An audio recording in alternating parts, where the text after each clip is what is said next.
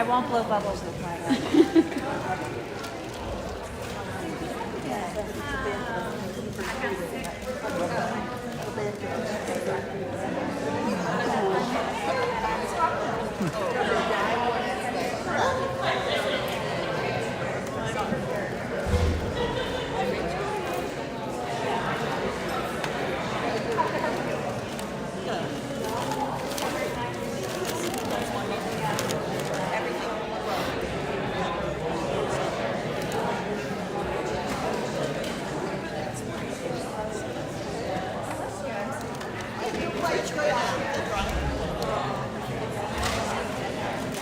Who brought the popcorn? Was that?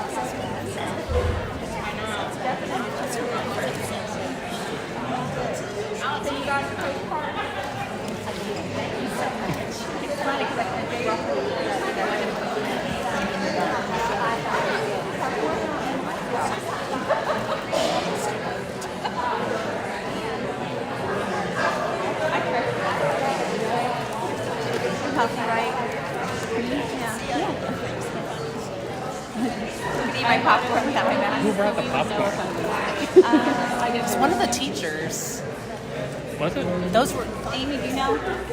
Amy. You know who?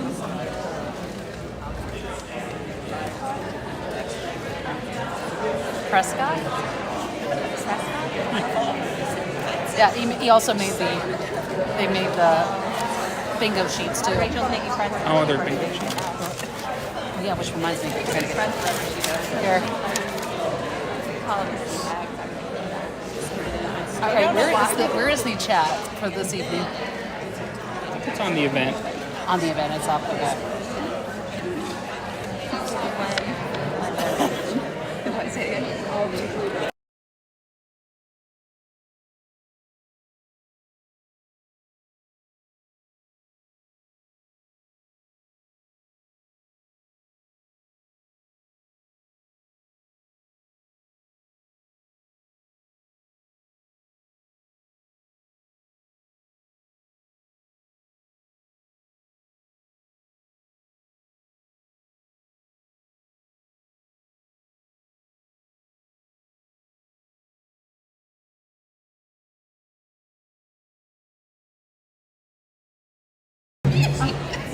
She's up to the point.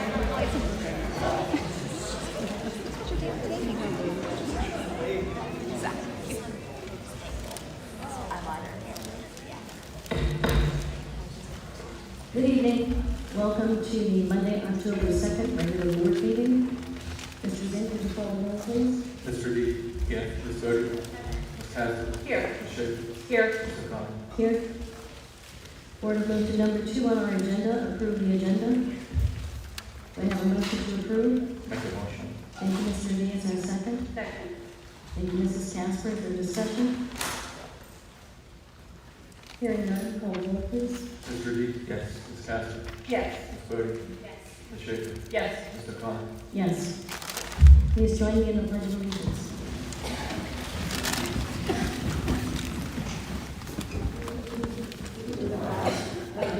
States of America, and to the republic for which it stands, one nation, under God, indivisible, with liberty and justice for all.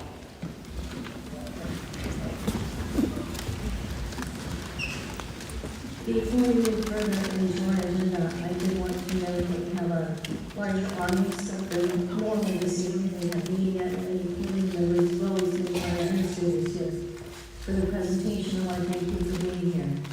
I would like to, as a reminder to both my fellow board members and to our audience, like to remind us that our focus needs to be on our students. This is a very important discussion tonight, and would appreciate everyone being respectful of that. With that being said, we'll move to number 4, Treasurer's recommendations, action items, and approval of board minutes. Do I have a motion? Mrs. Schaefer, is there a second? I second the motion to approve board minutes. Mrs. Bodie, is there discussion?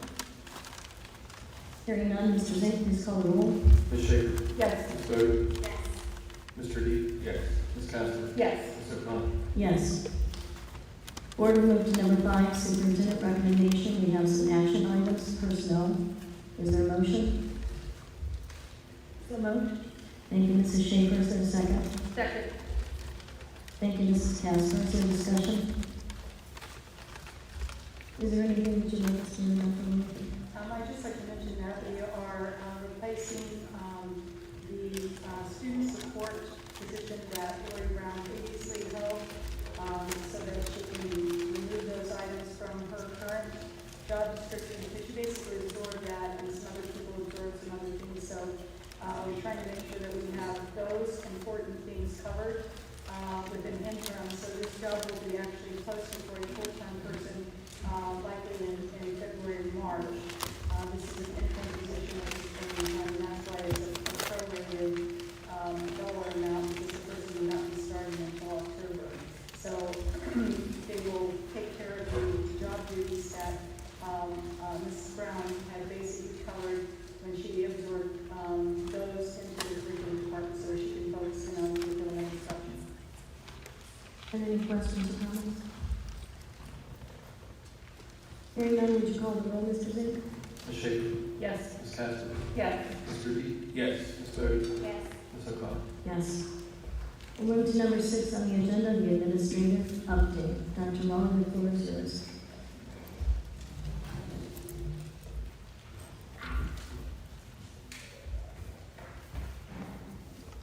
First of all, I'd like to thank the board for having this work session opportunity today. I think it's really an important topic. And we have been working, once we received the test results, we have been working with all of the building leadership teams and the curriculum department and both assistant superintendents and myself. And we've been working with those building leadership teams to make sure that we have a plan in place for each building because each building's results are different. However, there are some themes across the district that we'll be talking about today, and some things that will be district focused work that we'll be doing, and then some other things that will be talked about that are more elementary based or more secondary based that the team will cover today. The presenters for this evening's discussion include Lori Brown, who's the Executive Director of Curriculum and Instruction, Christina French, who is the Director of K-6 Curriculum and Instruction, Andrew Wheatley, who's the Director of 7 through 12 Curriculum and Instruction, and Dan Hudson, who is the Director of Data and Assessment. And we're going to start first with Mr. Hudson. He will review what the report card actually means and what it looks like. You also have a paper PowerPoint, but it will also be displayed as soon as the technology team can get it out there. But in the meantime, you also should have it on your board agenda so that you can click on it if you want to see it on the screen instead of just on paper. So, Mr. Hudson, would you come forward, please?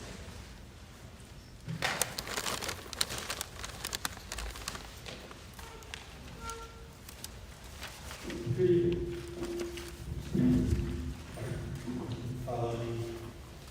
Next slide. Next slide. Next slide. All right. This is what the report card looks like overall. There are 5 different areas in which the state judges on. There are achievement, progress, gap closing, graduation, early literacy, and the 6th one will be coming online in 24-25. And that's college, career, workforce, and military readiness. I'm sorry, but I didn't do this that, but it is linked in the bottom of that page, and I can give you a copy of the overall. Can you go to that, please?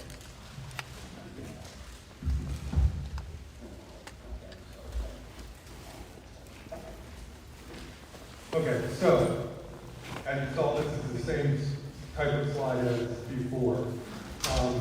Of these 5 areas, they're divided up and weighted each by different areas. They put them together. Achievement and progress are both weighted at 28% of the total score. And this, I'm talking about the overall score of the total score.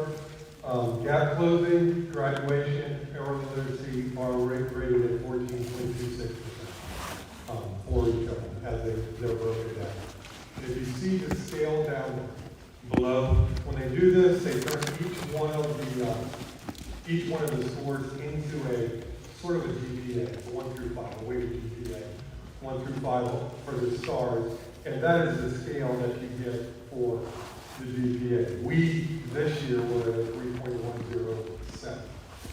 Okay, which put us at 3.5 stars on that chart. If you scroll down even farther, whoop, too far. Right there. Okay, so it breaks down the components for the district, for high schools, for junior highs, for 3 through 6 and K through 2. All of those have different weights because they have different areas. The high schools have 4 areas, they don't have early literacy. It would be early literacy if it was in high school. Junior highs do not have graduation rate or early literacy. Grades 3 through 6 do not have graduation rate. And K2, the only 2 they have are gap closing and early literacy.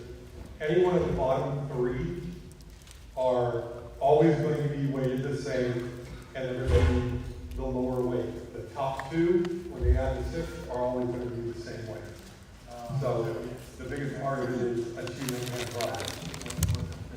And I'm going to go through what each one of these means. Stop me if I have a second question. All right. The first one, scroll down, please. Keep going. Okay, keep going. Just right there. That's good. The first one is achievement. And before, on the report card, it was if you got 80% of your students to get above a proficient or better. Okay? And then however many of those were called indicators, however many of those you would have. In this case, they now have gone to something called the performance index, which was always on there. It was part of the achievement, but it wasn't the larger part of the 2. So in the achievement, they weight each one of the different scores that a student has. They weight them by advanced plus, advanced, accomplished, proficient, basic, limited, and not tested. As you can see on there, for not tested, we get 0 points. And we get 0 points for not tested for a number of things. Kids won't show up for school, they're gone for the entire time, or they opt out overall, which they can do. But limited, you get 0.3 points, then you get 0.6, 1 point for proficient, 1.1 for accomplished, 1.2 for advanced, and 1.3 for advanced plus. You might be asking yourself, how do you get advanced plus? Since the highest is advanced. If a student is taking one of the tests that is above their grade level, for example, 8th graders taking algebra, 9th graders taking honors geometry and honors biology, those honors geometry, honors biology, honors American history, those all are weighted above 1 more. So if a student got accomplished, it would be weighted as advanced. If a student got advanced, it would be weighted as advanced plus. Okay. And then you go through, you do all the weighting, there's a formula for it right below that. And you weight everything, divide by it, multiply by 100, and you get a number. The number is anywhere between 0, if nobody took the test that was supposed to have it, and 120 would be if everybody in your building, in the district, got advanced. That's not happening. Now, formally, that was it. That was the performance index. Now they take that number, the performance index, and then the top 2% district, top 2% of the districts in the state, their performance index, overall, the top 2%, they take the average of those, and that is called your max PI. Then what they do is divide your PI divided by the max PI. That gives you a percentage, and that's what they judge. And that's at the bottom. If you're between 50 and 70, that's 2 stars. If you're below 50, it's 1 star. 3 stars between 70 and 80. 4 stars between 80 and 90, and 5 stars for 90%. We were at 85.5% this year. Our performance index was 93.5. Any questions on that area? Dan, Yes. We made a point of saying students who didn't take the test are opting out, absent, children or whatever. How much of an impact does that have on us? It's very low. We get close to 99% of our students. Participants? Yes, participate. Okay, thank you. I have a question. Yeah. When you take the top 2% and then average, and then you divide the max PI and PI together, is that sort of like a curved grading scale? Yeah, it gives everybody the chance, because nobody's going to go 120. It gives them an average overall. So we curve the grade. It's kind of a curve, Yeah. yeah. Okay, thank you. Let's see. Any other questions on that? Okay, the progress element. This is the one we have trouble with. There are the progress has two parts to it. There is the growth index, which is scroll down. Sorry, keep going.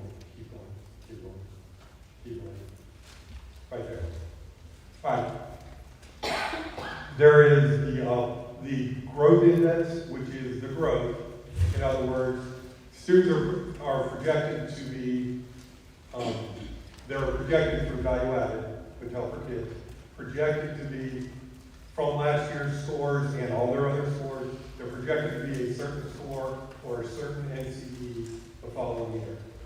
However close they come to that, above or below, they average all of those, divide it by the standard error, and that's where you get your growth index.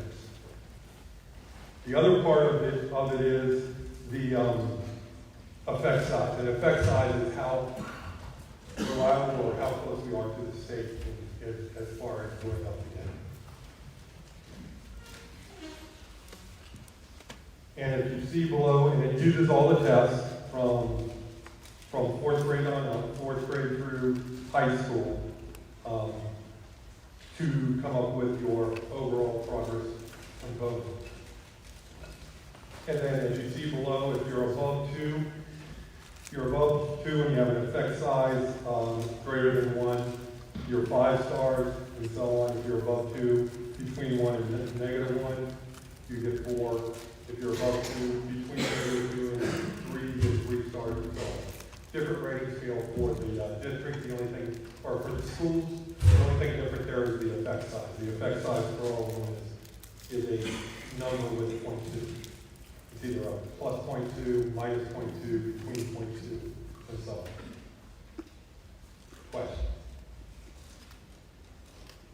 And to dig down in that, those value adds and everything else come out mid-October, so we can see just getting deeper into what the actual numbers are and where they are. So far. Not a question, Dan, but I do have a comment. Yes. This is longer than where it's staying for the district, awarded through the TEL for value add, and I really would like to understand why, I'm sure we all would, how that dropped. Okay. And we will know that in a few days. All right, the next one is gap closing. Scroll down. This is the most complex of all. There are, keep scrolling just a little bit more like that.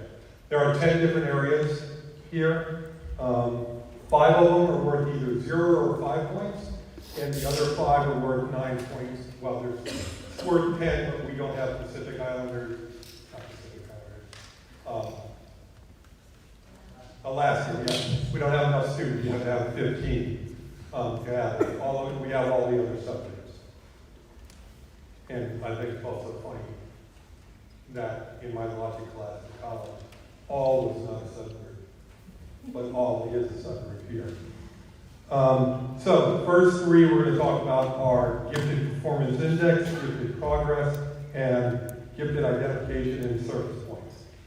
So gifted performance index works the same way as the other performance index. They have a max score of the top 2% of the gifted students, and then you're dividing what yours is by that. So we got 0, and it's an all or nothing, and it was 96.5% that you had to get to this year.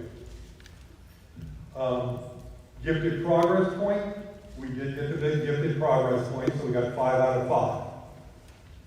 And that works the same as progress, but it's just condensed to gifted. Well, it almost worked. If on the gifted scale you would have 3 stars or better, then you get the gifted progress. The third is gifted identification and service, and this is, we do well on the identification. The service is where we take the hit at the K2 level. We have done, and that number has come up immensely from since we changed the service model. That number has come way up to, so we're within a shooting range of where we are now. We have that. And then the next one is graduation rate. The graduation rate divides all of the subgroups, and then you have a goal for each one of the subgroups on what to get. We got 8 out of 9 there, and I think it was SWD that we did that good. And then we go with math achievement points and math progress points, ELA achievement points and ELA progress points. The achievement points we get 9 out of 9, and that is whether the kids on their performance index, and everything is performance index now. Performance index meet the goals from the state, and the states have a different goal for each one of the subgroups. The progress that we had was 1 out of 9 and 1 out of 9 on both of them, and same way, value added progress, you have to add a bubble plus 2 overall. That's the only, there's no effect side, a bubble plus 2, and the ones in both of those are English learners. We got that point in our English learners. Graduation component. Scroll down to the next page. Keep going. Okay, the graduation component is just basically 60% of it is a weighted component for your 4-year graduation and 40% for your 5-year graduation. So they take the two numbers, the percentages, they put them together using the weighting, and we were at 95.1% this year, and as you can see, you need to be 96.5.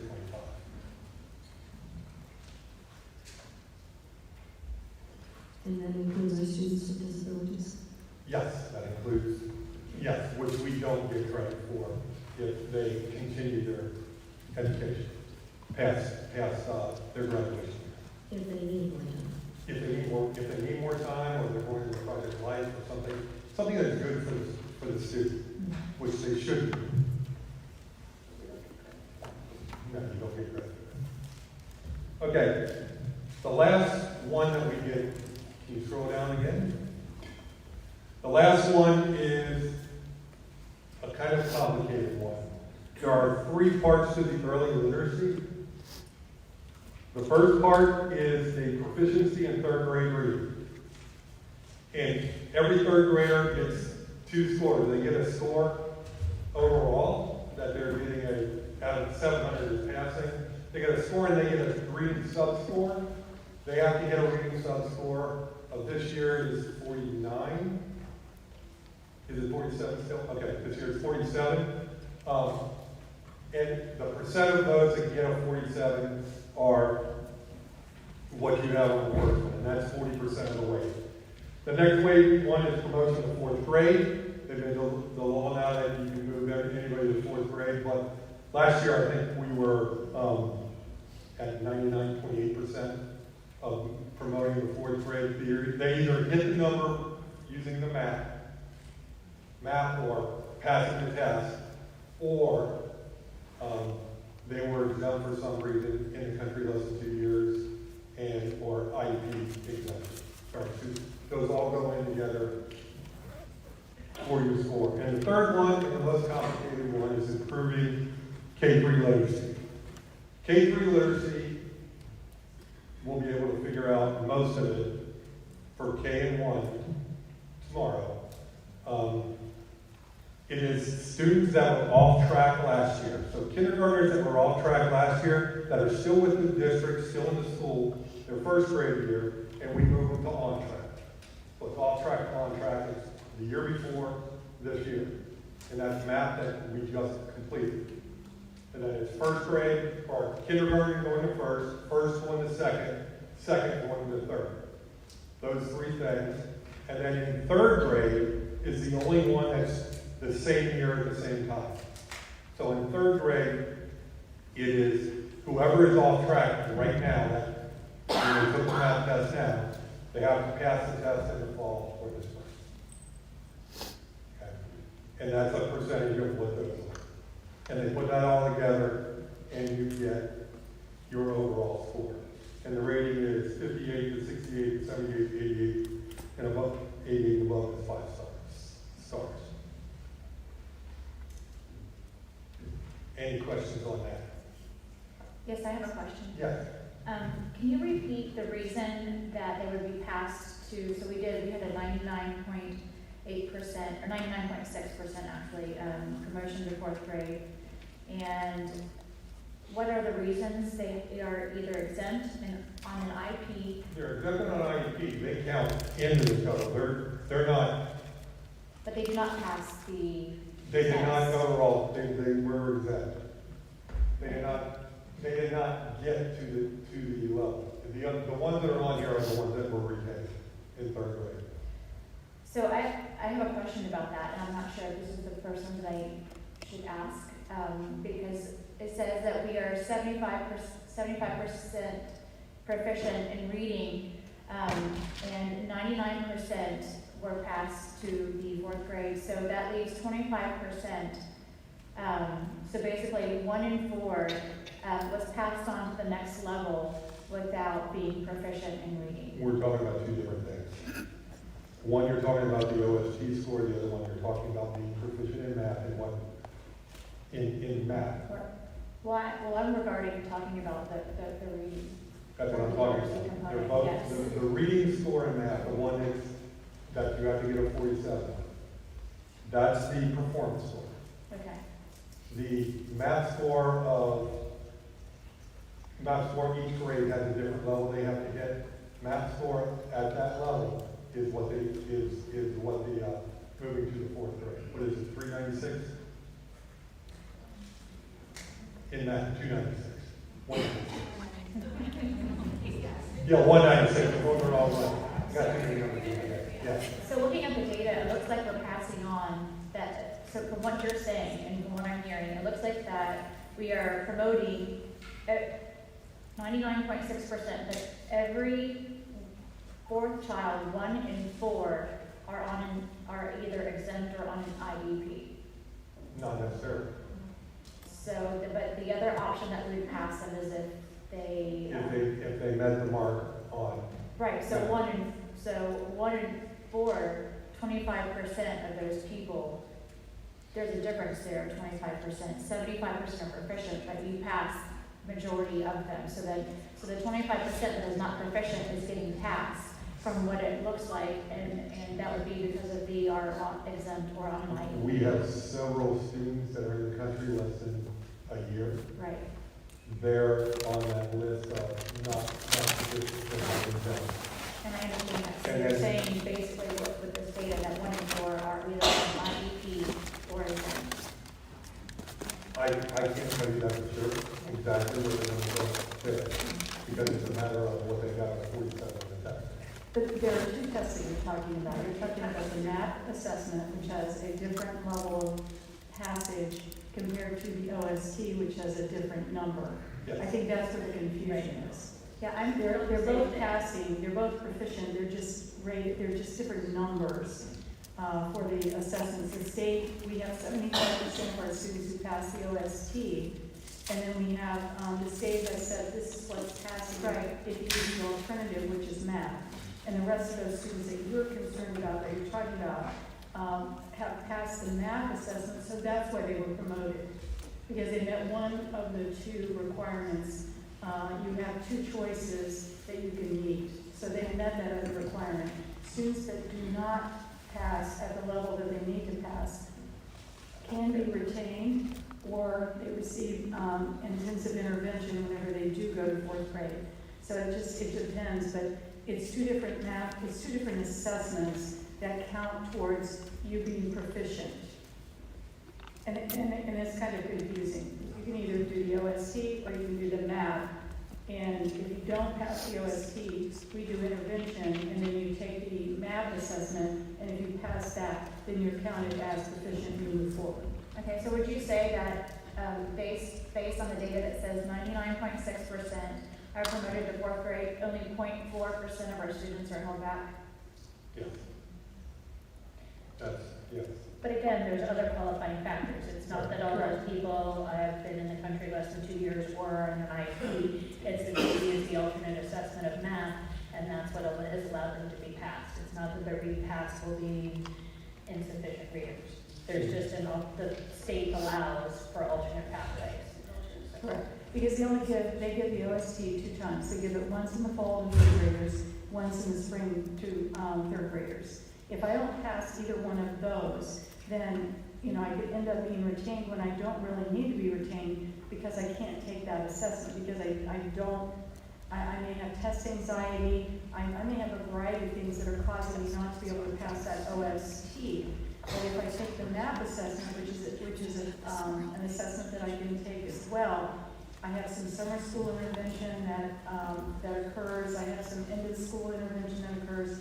I can be pushed over that hump, if you will, and be able to pass and move on. Well, and the secondary thing I've witnessed even as a parent is that with OST, it takes a while to get those results back, at least it does historically. Whereas math is an instant reading for our staff, so they can react immediately to needs and see what's happening within their classroom. That's why we have the students take that test multiple times a year, so that the teacher can actually see what progress is being made real time and react to it. Correct. And I'm just going to remind everybody that we use a lot of acronyms in our Yep. educational jargon, so let's try to remember to spell those out for everyone. Did you have any further questions? No, it just looks like when you're looking at it, and I hear what you guys are saying, I hear the other things that are involved as well, but when you look at the data, it looks like that we are passing students when they're not proficient in English. And I think and from the feedback that I've heard from parents, that is the case in some situations. So I think that we need to maybe look at that and look at the testing and make sure that we're not just passing people to get them on to the next level when they really should be held back. And I think that because that next level, reading comprehension and reading is really a key part to learning. And if we're not setting them up for success if we're not approaching those areas. And Well, the state law has changed also. right, so we're not passing people. Or did they Would you like to have another go with it? We are passing students that have qualified to do pass. Wait a minute, One assessments. I'm sorry, go ahead. So there are 2 different assessments that you can use, but there's intervention that occurs between the MAP, which is measures of academic progress, is an NWEA, which is Northwest Educational Assessment. That's a national group, and the majority of Ohio schools now are using MAP as their benchmarking. So at the beginning of the year, we benchmark our students, we find where they are, what the summer slide looks like, and then we take a look at the learning continuum from Ohio standards inside the MAP assessment and see what our small groups need to look like. And then they take it again after a period of instruction. So in January, we'll have another benchmark, and then we'll have another benchmark in the spring. And for those students that fail the 3rd grade OST in the fall, we really intervene extensively with them in that period of time as well, looking at the MAP and OST. And we won't, as Ms. Schaefer said, we won't know their OST spring score in time. We can look at their MAP, and then we can determine, do we think that they need some intervention and they need to take the MAP assessment as a summer option as well. So we do it in that way.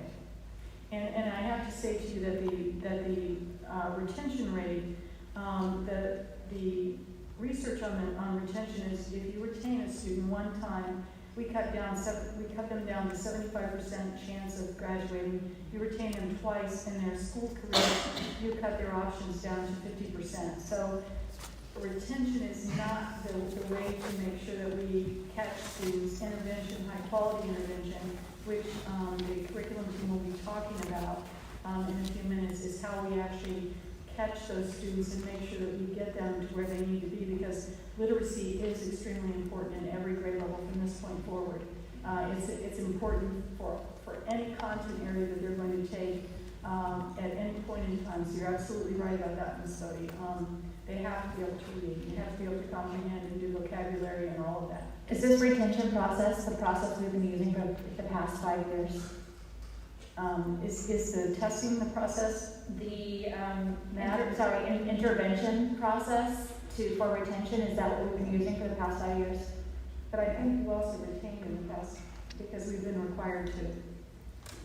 Is that correct? The state has required retention. And yet we're still struggling in this area?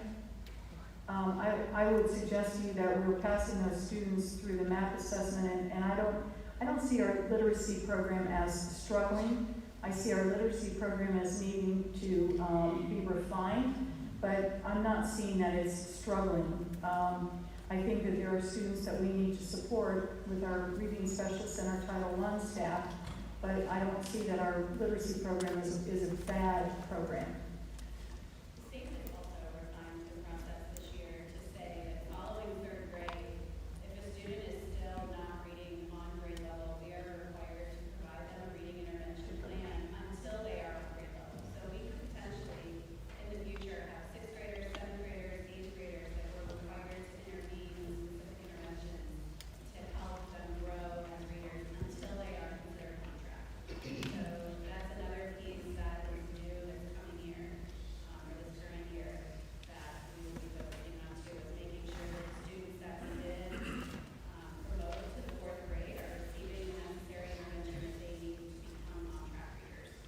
And in the past, it's been only those students that are kindergarten through 3rd grade that receive those reading intervention plans. They're called REMPs, and those are reading intervention and monitoring progress. Those are plans that were developed specifically for children that were in kindergarten who were off track, 1st graders who were off track, 2nd graders who were off track, 3rd graders who were off track.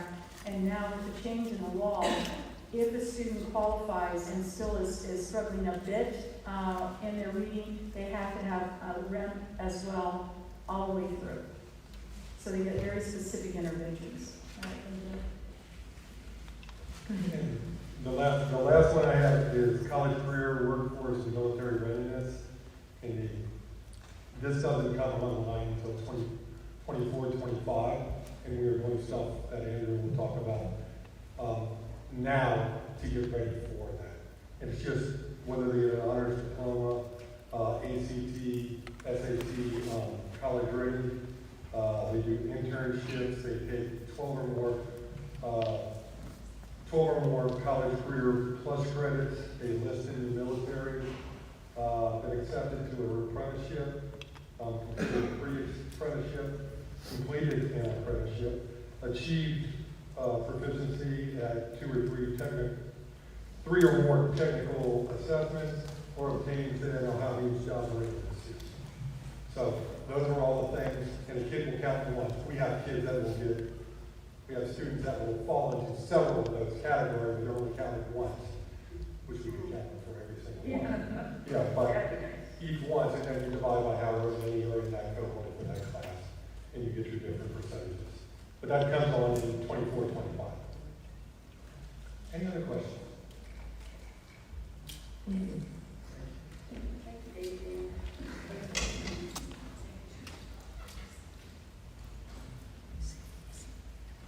The overall report card has changed so many times, I thought it was important to have an overview of it so that we would know what the pieces and parts are before we actually get into what our data are telling us. There are some celebrations, so if you'll go to the next slide. Celebrations for the district include the overall performance index. Now, and that's the one where the number of students, if you recall, whether you're advanced, you're basic, you're limited, the numbers of students have increased. For that, we increased from a 91.3 to a 93.0, which is a 1.7% increase in our performance index. So that's a celebration. Performance index sometimes is very difficult to move forward, and you wanna have a high performance index, but moving it forward sometimes is difficult to get to that point in time. So that's a celebration for this district. All the K through 2 buildings increased in their total number of stars. That's a celebration as well, and congratulations to those principals, assistants, and their teams. In gap closing, all K-2 buildings increased from 4 to 5 stars. That means that their subgroups, they were meeting the needs of their subgroups that they have in their particular buildings. That again is a congratulations and a celebration. We had 2 elementary buildings that increased from 4 to 5 stars. So we are celebrating that with them as well. And then Hopewell Junior increased from 2 to 4 stars. So the work that that team did with their administrative team and the teaching staff there, that's a commendation as well. And then some other just percentages. 72.7% of our total students are proficient or higher. And of that 72.7% of total students, 49.1% of our total students are accomplished or higher. And I have to say to you, whenever you get into the accomplished or above range, it's difficult to move up those ranges. So we have some real work to do with personalized learning and pushing that those accomplished and those accelerated students up additionally. So we'll be working on that and talking about that. So celebrations are here. We have some other high points that we also want to share with you, and I'm going to ask Lori Brown to come up and talk about achievement and progress. Do you have any questions about the celebrations?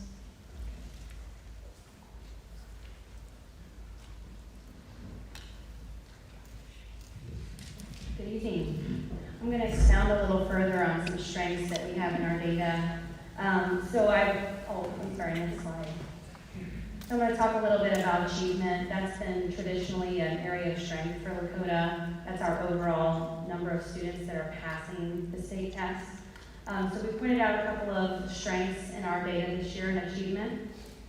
Number 1, Hopewell Junior increased 1 star in their achievement, and we celebrate them this year. And then we have 13 out of our 17 schools increase their performance index scores. And I say 17 and 13 there because our K-2 buildings do not have a progress and achievement score related to their data. And specifically in those areas that are listed on the screen, we saw percentages or increased percentages of achievement in all those content and areas and grade levels. And those are the actual passage scores, the percentage of students that pass. And as Dr. Lawley said, our district performance index rose from a 91.3 to a 93, which was a nice increase to see. Moving over to the progress side of the screen, we have 2 of our 17 buildings, and again, that number 17 is coming from a subtraction of the K-2 buildings. We saw 2 of the 17 see an increase in progress. Those 2 buildings were Van Gordon and Lakota East High School. That's definitely an area of concern for us, that there's not more buildings on that list and more district data on that list, and that's something that Dr. Lawley is going to speak to in just a few minutes. But if you could switch to the next slide. Next slide. Thank you. I'm also going to talk a little about our gap closure. So Dan explained to you what that looks like, and that's essentially looking at our subgroup populations in comparison to their growth to all students to see if we're moving all of our different groups the way that we should be. So this has always been an area of strength for us, and it's maintaining those 4 stars shows that it continues to be a strength for us. Particularly our English learners showed some nice growth this year in our gap closure. So 12 buildings in the overall district together met the gap closing goal for English learners. And then 8 out of 8 subgroups met the performance index goal in English language arts and math. So 8 out of 8, there are 9 subgroups from the state, but as Dan noted, we don't have one of the subgroups counted for us. So that's where that comes from. And now I'm going to break that data down in just a second. And then all of our 8 subgroups met or exceeded the graduation rate, which is a great thing. On the right-hand side of the screen, you'll see those are our actual subgroups. Gifted is not, but I'm going to address that a little bit differently. But for the data for each of our areas, again, American Indian and Alaskan is not a subgroup that we have enough students to count for. But if you look at Asian and Pacific Islander, that accounts for 10.4% of our population, and their ELA performance index was 96.1, and math performance index was 94.7. Our Black population, which accounts for 13.7 of our population, ELA index was 80.9, and math was 70.12. Economically disadvantaged accounts for 21.7% of our district, and that's a number that has grown over the years. The ELA performance index there is 77.4, and then for math is 69.7. Our English learners that I was addressing just before, that accounts for 7.8% of our population, and the ELA performance index is 75, and our math performance index is 72.83. Hispanic accounts for 11.2% of our population, and their ELA performance index score is 79.1, and math is 72.49. Our multiracial accounts for 6.3% of our population. The ELA score there is 93.4, and math is 86.83. Students with disabilities accounts for 9.7% of our population, with the ELA performance index being 57, and math 53.14. And then the white subgroup, which accounts for 58.3% of our population, the ELA performance index is 99.4, and math performance index is 95.33. So each one of those groups we have two kind of things that we look at. One is the goal set for each one of those groups, and the goals are different for each group. So we've met the ELA and math goals for each one of those groups based on what they were set from the previous year, and those continue to ratchet up as the years go on.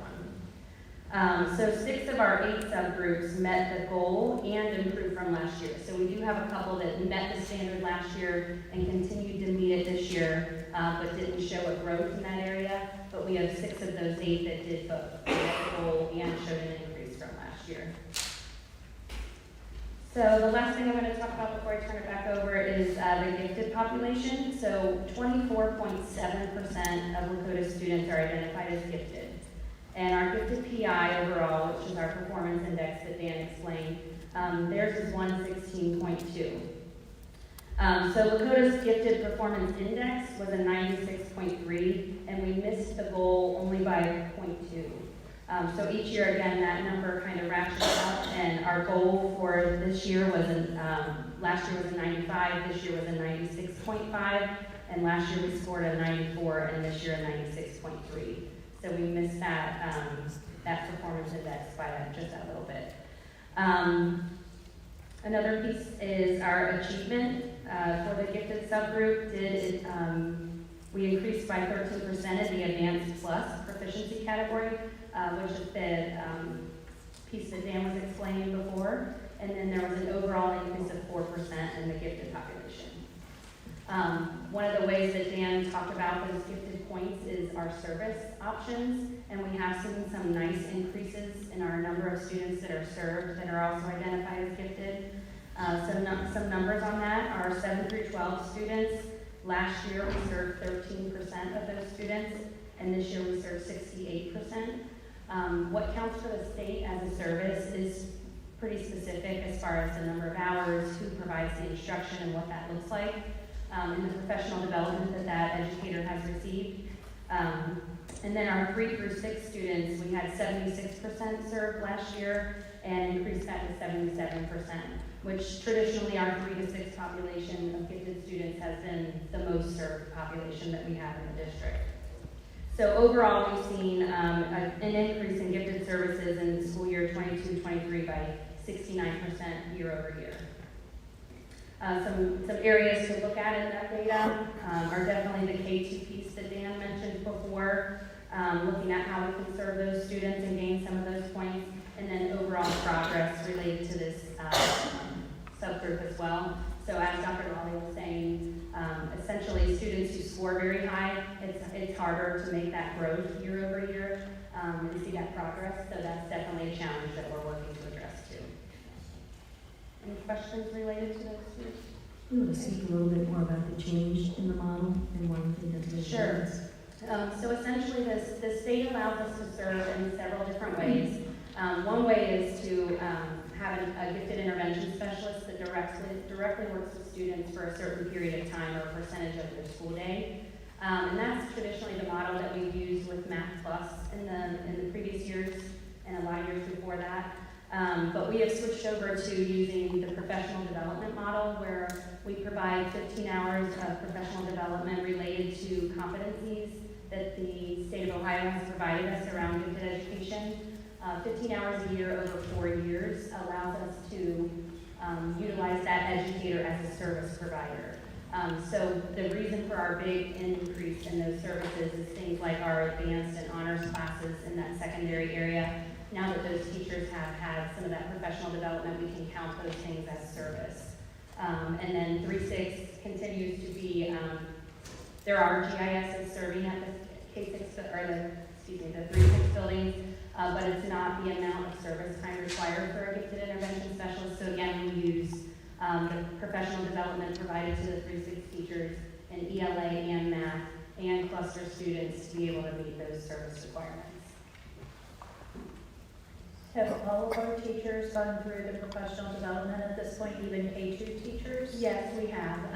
So what we do every time that we provide professional, if you read through the gifted competencies, you'll see it's specific to gifted population, but it's also good practices that can tie into a lot of the other professional development that we do. So we make a really good effort to look at all of our professional development holistically and look through those competencies and see what's met in the things that we're doing. So we have done that over the past several years with all of our PD that we've offered. So it looks like the value added in last year's report card, we received 4 stars relative to the 2 this year. Do we think this new model is a concern and it might be better to go back to the GIS model, or how are we feeling about? I mean, I think overall progress needs to be addressed with all of our students, and I think gifted is no exception to that. We have not dove deeply into the differences of the service model change of the pre and post data, but we certainly wouldn't be getting in any of those service points if we went back to the old model. We would need a lot of GISs on staff to be able to do that, but yes, that's something we can weigh out and see if there's a difference there. I agree with the question. So I was actually going to mention the 2 stars that we received in the gifted area, but yet in closing the gap, we received them all 4 to 5 stars in that area. Can you tell me why we're focusing on closing the gap more so than our gifted students? So the criteria is different. Gifted is not one of the populations that's identified as a subgroup from the state. So the criteria for the gap closing in the state is that we're looking at the passage rate of an overall group compared to the overall group of students. And gifted just has several different components that tie in. One is how many students we identify, how many students are served that are identified, and then the progress data related to that. Now, we do have progress data on the subgroups, but that is not necessarily the gap closing data. So we do need to work in that progress piece for all those subgroups that are listed there, not just gifted. It is kind of a similar mix when you look at progress to progress in all of those groups. What is preventing us from students receiving the what they need when they are identified as gifted? What's preventing them receiving? I would essentially say it's the same thing that's missing for all students, which is that personalized factor that we've been working on, getting closer to, which is identifying where a student is in their learning and then progressing them a whole year's growth from that place. So that means, as a teacher, being able to have different groups moving at the same time in your class on different areas and moving forward at different times. It's a balance, it's a hard skill, and it's something we've been working on for years and will continue to work on, but I would essentially say it's that same personalized piece, not as a holistic group, because when we talk about gifted students, there's several different ways that they could be identified as gifted. So it's hard to talk about gifted as a whole subgroup when you break it down by superior cognitive or the specific academic areas. or even creative thinking is an area too. So I would say the overall piece would be that personalized learning piece and individual growth. And maybe we do need to put more of a focus on the gifted piece instead of kind of categorizing it with everyone else. I think that this 2 stars and the opportunity in K through 2 is definitely an area that, which I know you understand that we need to provide some focus on. I would agree. So thank you. Well, and you also mentioned that sometimes when those kids are at that high achievement level, that makes it more challenging. It was shared with me one time, and it stuck with me with my own daughter. She was fortunate enough to get a perfect score on her test in 5th grade. Her 6th grade teacher got dinged as not growing her a full year because she missed one question on the following exam. So I think we have to take that into account, certainly not to excuse it, but to understand a little better that sometimes the best you can hope for if they do perfectly well again is when your growth, you can't do better than that at that point if they're at that level, and that can have a negative impact. So I think it's just something to keep in mind, not to excuse, but just to understand. Absolutely.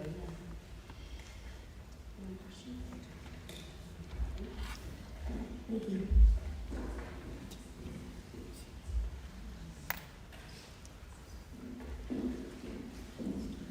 Now we're going to talk about areas of concern and achievement.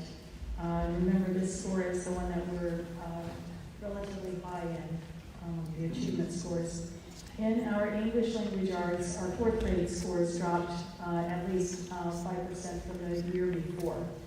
The students that saw this drop are now 5th graders. So there are a couple things that need to happen whenever something like that happens. We have to take a look at what the 4th grade curriculum alignment looks like. 4th grade instruction, what does that look like? And then also the 5th grade, what are we going to do to make sure that they're aligned and that things are taken care of for any student that didn't pass with a higher score, that language arts. And that happens throughout the entire curriculum and throughout all the grade levels, but just as an example. The other thing that I would say to you is that the 4th graders last year were the COVID 1st graders. So we need to remember that they went through some different types of instruction, and their recovery, if you will, may be a little bit slower than some of our other grade levels. Not an excuse, but just the reality of what actually happened with curriculum and instruction during that time frame. The second area of concern in language arts is our ELA 2 on the LSTs at the high school levels. So we need to take a look at what's happening in those classrooms and make sure that they're high quality, make sure there's enough writing that's occurring, make sure that there's enough reading of various texts, types of texts, etc. So that's a curriculum alignment piece, that's an instructional piece that are being examined by buildings as well as the curriculum team. In math, areas of concern and achievement were 3rd grade, 4th grade, 5th grade, and 7th grade. So again, looking at why are those areas of achievement lower than they were the year before? And they're more than 5% lower than what they were the year before, so that's why they're targeted here. So there was more than a 5% drop, and we need to look at that and ask why. Is it curriculum alignment? Is it the lack of an adoption across the board with similar vocabulary, similar concept development, etc.? What is it? And that's what we're examining right now. And then looking at government, U.S. history, biology, and geometry. Geometry was the most significant drop of these that are listed for the high school LSTs. It was significantly lower than the year before. So we are really examining that to make sure that we understand why that happened, and to make sure we correct that for the current geometry students and the teachers that are working within the geometry, making sure the alignment is there, making sure the materials are there, making sure the instructional practice is of high quality. Questions about any of the achievement concerns? Does the achievement goal increase every year? So if we did the same, would it show as a reduction, or is that not the case anymore? The achievement goal stays the same. The other performance index goals for some of those that Dan mentioned, those are adjusted every year by the state, but the achievement goal has remained the same. It's now sitting at, is it 85%, Dan? overall for most of them? It's where you're dividing by the max. So you get a percentage divided by the max, and it's 90, 80, 70, 50. Thank you. Okay. Are you asking about the individual scores, the individual test results scores? Yeah. I think she's talking about the individualized readings tests that third graders take, et cetera. That has nothing to do with the report card. Yeah.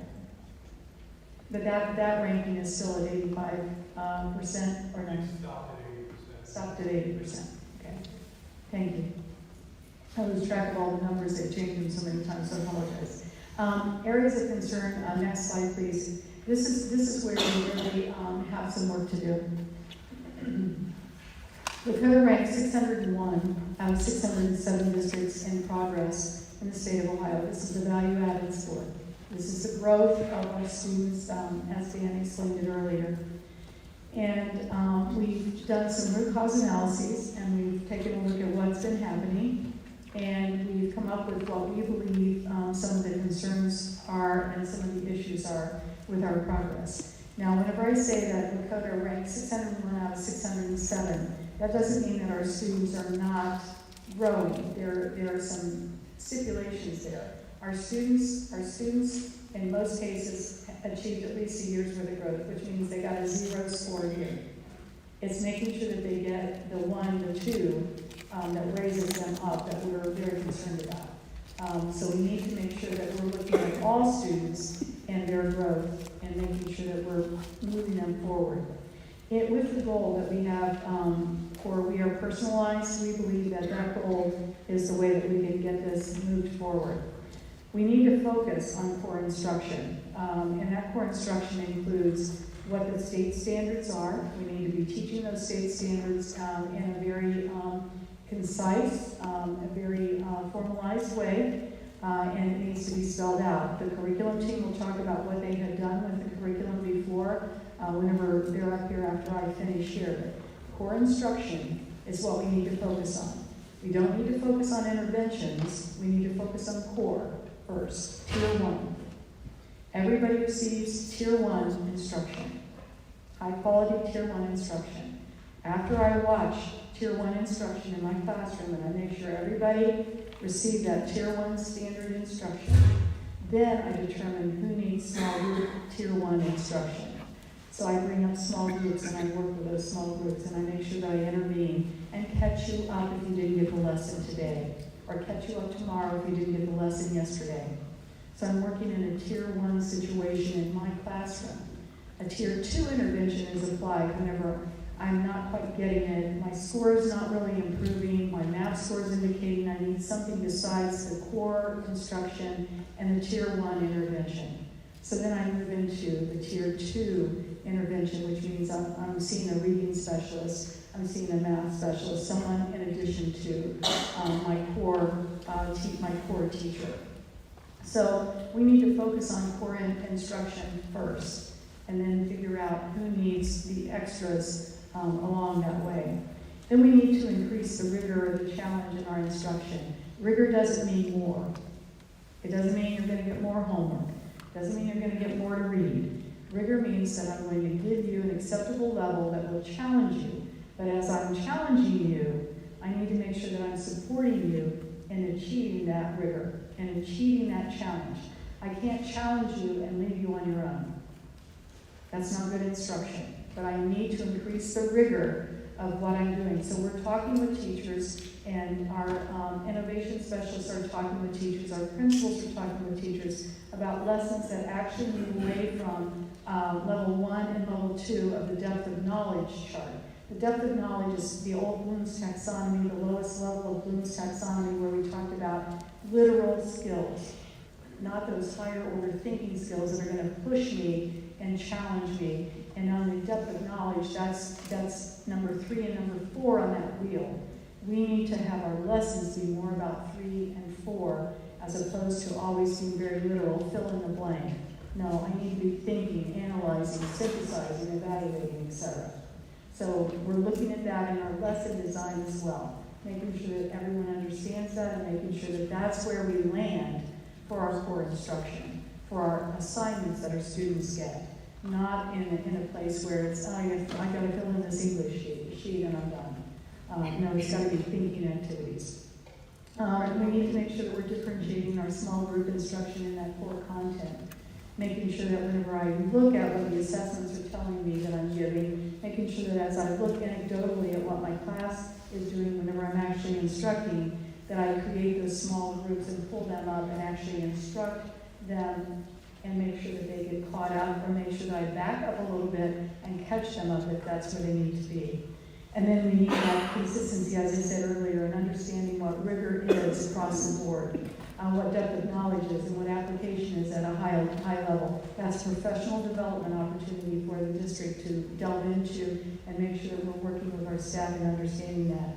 And then we restarted our district leadership team. Our building leadership teams have been functioning, but we restarted our district leadership team. We had our first meeting last Wednesday, and that team explored, they heard similar presentations that you're hearing tonight about the data. And the next time that we meet next month, they're going to be doing some root cause analysis on why certain data points look the way that they look. And we'll have, as Dan said, the value added brought into that point as well. So that team has someone from every building on it. And when we work as a team and look as a district, what the data are telling us, they will go back and then do the same thing with their building teams and their building administrator if they're not the administrator, and make sure that the building leadership teams are also analyzing and looking at what the data are telling us and making sure that we match those to instructional needs in the building. We also need to have a need for universal expectation and accountability related to the consistent usage of curriculum and tools.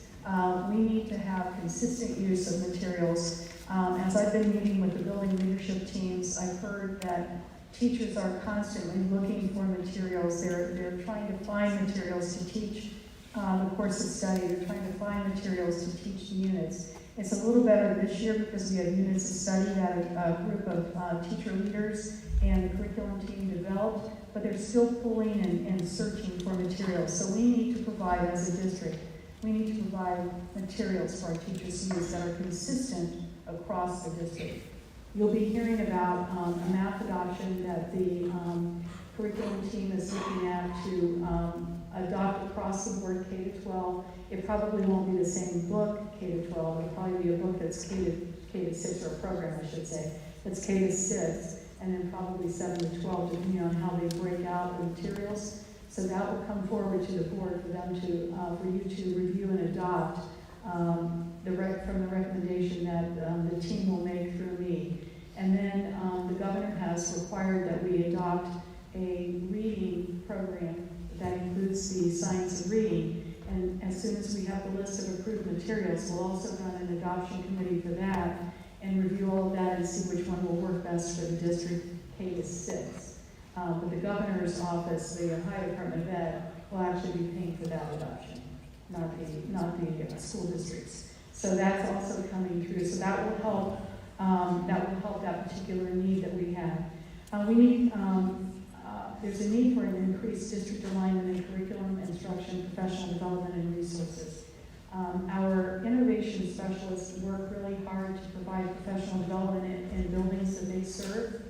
But we're going to try and pull that back a bit and have everybody receive from the innovation specialists professional development that will align some things. So for example, if I'm doing a lesson design, I need to understand what critical content is. So the innovation specialists will create the presentation and then they'll each present that in their building. So there'll be some alignment and some common vocabulary that everyone can use whenever we're talking about these things in curriculum and instruction. So we're going to use them in a little different way than what they've been used for PD. And they'll continue to meet the building needs for PD as well. But we're also going to do some standardized PD across the district, supporting the work that the curriculum team is doing. Any questions about any of those concerns that we have in our root cause so far? We have more to do once we get the rest of the value added. We have more to do to analyze and go deeper. These are things that we see almost immediately.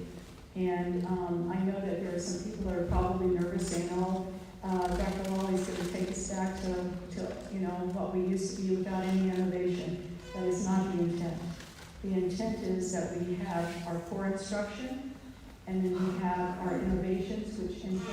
core instruction. We need to make sure that we're focused on the future. Someone said it tonight in the listening session that it's not about planning for this year. This is about planning for the future. And we need to make sure that our core instruction is strong so that our students have that foundation. So when we do have the opportunities for innovation in that grade level or in that course, that they understand the foundational pieces and then are able to add that technology to enhance that learning. So we are not removing innovation from the school district, we can't. But we are making sure that our core instruction becomes increased and across the board much more rigorous and focused on what our students need and what the data are telling us. Any questions about that? Okay, we'd like to talk to you a little bit about the curriculum action steps that the K-6 are going to be doing, so I'll ask Mrs. French to come forward.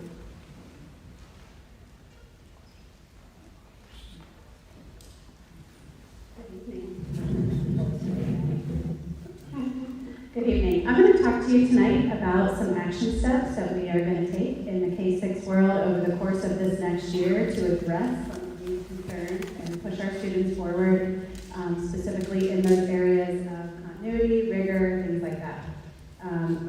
As Dr. Lally mentioned, we have a team of teachers that we have pulled together within our department that are our master teachers. They are our teachers that are obtaining those scores that we want to see on those assessments. They're growing their students. We work with our principals to identify those teachers, and with them we will be revising and mandating units of study in all 4 core subject areas in grades K through 6. So all of our teachers will be using the same content to instruct their students, following a similar pacing guide in every classroom. And so we've taken what our master teachers are doing, built them into curricular units so that everyone has access to them, everyone can use them with their students, and hopefully see that same progress that our master teachers are seeing.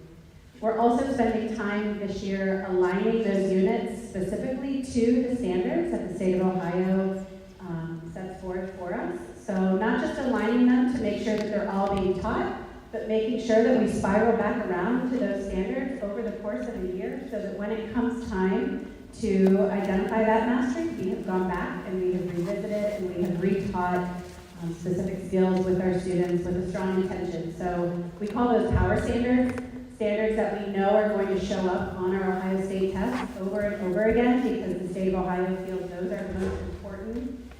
We're going to make sure that we're spiraling back around to those. There has been, and I'm sure you have all spent a lot of time learning about this as well, the state of Ohio has spent a lot of time doing research on the science of reading. How do children learn to read? Has been the question that has really driven that. And so as that information has come out to us over the course of the last year, we have spent time really realigning all of our lessons in our classroom to make sure that they are in alignment with the science of reading and how students are learning to read and show the most progress. So when I say realign, we have physically removed lessons that do not align with the science of reading and replaced them with lessons that do. And so that will be built into our current units of study and mandated for all teachers to teach in their classroom. I have a question. Yeah. Can you list the names of some of the resources that we are using for science of reading? So the science of reading breaks down in different categories of how a child learns to read. Right. So there are to different teach programs out there that teach science of reading. Can you name some of those? some that we're using or Yes, some that that we're we're using, and then some that we removed. So what we have removed is not programs. What we have removed is specific lessons within the programs, and I can talk specifically to that. So to teach phonemic awareness, we use a program called Heggerty. To teach phonics, we use the units of study in phonics. We also use a program called Flyleaf, which is new to our teachers this year, and I'm going to actually talk about that here in a minute. To teach reading and comprehension, we use the units of study in reading, developed by Columbia. But writing all of that down is not going to be helpful because that is all going to change. So the state's going to come out and say, here are the programs that you have to use to teach these different areas. So we will continue down that path for this year with those developed units and those curriculum materials. until they give us a list that says this is what you have to do. And this is what we've been using in the past. This is what we have used. We have used the units of study in reading, writing, and phonics. Reading started in 2003, I believe, and we have used them since then. And then as they have been developed, we have tacked on the units of study in phonics and then the academic awareness program over the last 5 to 7 years. Yep. So basically what happens is all of this research comes out and we say, here's what we currently have, is it meeting those needs? And as we determine it's not meeting those needs, we add on curriculum to make sure that we are meeting those needs. And so, like I said, we can write it down, but it's all going to change over the next year, and that's what our learning leaders are going to spend time looking at this year, is what programs, we have a pretty good idea of what programs will come out on that list. The state of Ohio is working closely with Ed Reports to analyze curriculum, and so we have been digging into that to figure out what we think is going to come out on that list. The list doesn't come out until March, so we certainly don't want to spend a whole year waiting for that to come out without doing any legwork on our own. So that's what we're going to do. Thank you. We are also looking at our intervention strategies and making sure that our intervention strategies not only align to our Tier 1 instruction, but also align to our interventions. So what we have to make sure is that in the Tier 1 classroom, we are using specific strategies to instruct. And then we have students who are struggling still, even with that Tier 1 instruction. We have to make sure that those strategies in Tier 2 align with the strategies of Tier 1. Otherwise, we're using something entirely different that they will not be able to then take back what they're learning in intervention and apply it into the classroom. So we want to make sure that those things overlap together and that our students are spending their intervention time and their Tier 1 instruction time using high-quality strategies to learn those specific standards. So we're spending time making sure that those strategies not only align to the science of reading, but also align to our Tier 1 instruction. We have also focused all of our professional development for our teachers this year on content. So all of our district professional development days, our reading teachers are receiving very specific professional development in the science of reading and how to teach using the strategies outlined in the science of reading. Our math teachers are receiving content-specific math professional development, and the same thing for science and social studies. So in the past, our professional development has been more focused on personalized learning. So how do we personalize learning for students? This year, we have determined that based on our district report card and feedback we've gotten from our teachers, that what they really want is content-specific professional development. How do I grow as a math teacher? How do I grow as a reading teacher? And so we're spending our district professional development days doing that, and in the in-between time, practicing implementing the things that we're learning on those days. We also have taken a look at our assessment schedule, and so there's a lot of assessments that go into the world of K-6 in ELA and math.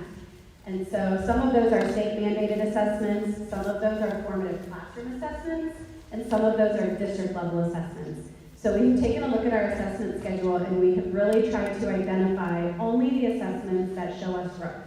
So how do we administer an assessment and then administer it again at a later period of time and identify the growth that has happened specifically during that time? The state of Ohio has given us, it was a little gift they gave us last year and have refined it this year. They're called readiness checkpoints, and they are standard specific assessments on specific strands of learning. And so they are directly connected to the OST, which means the questions look like the questions that students are seeing on the OST. It's the same rigor that the questions they're seeing on the OST are providing.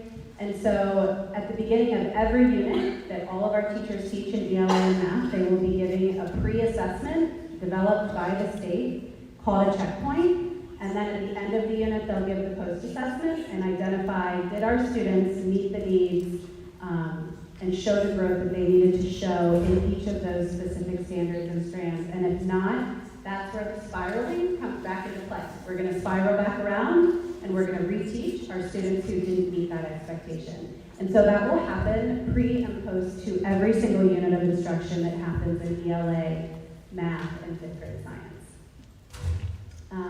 We also have taken a look, I spoke a few minutes ago about how we constantly are reevaluating the programs that we offer to our students. One of the programs that we felt like we could be better at teaching was phonics.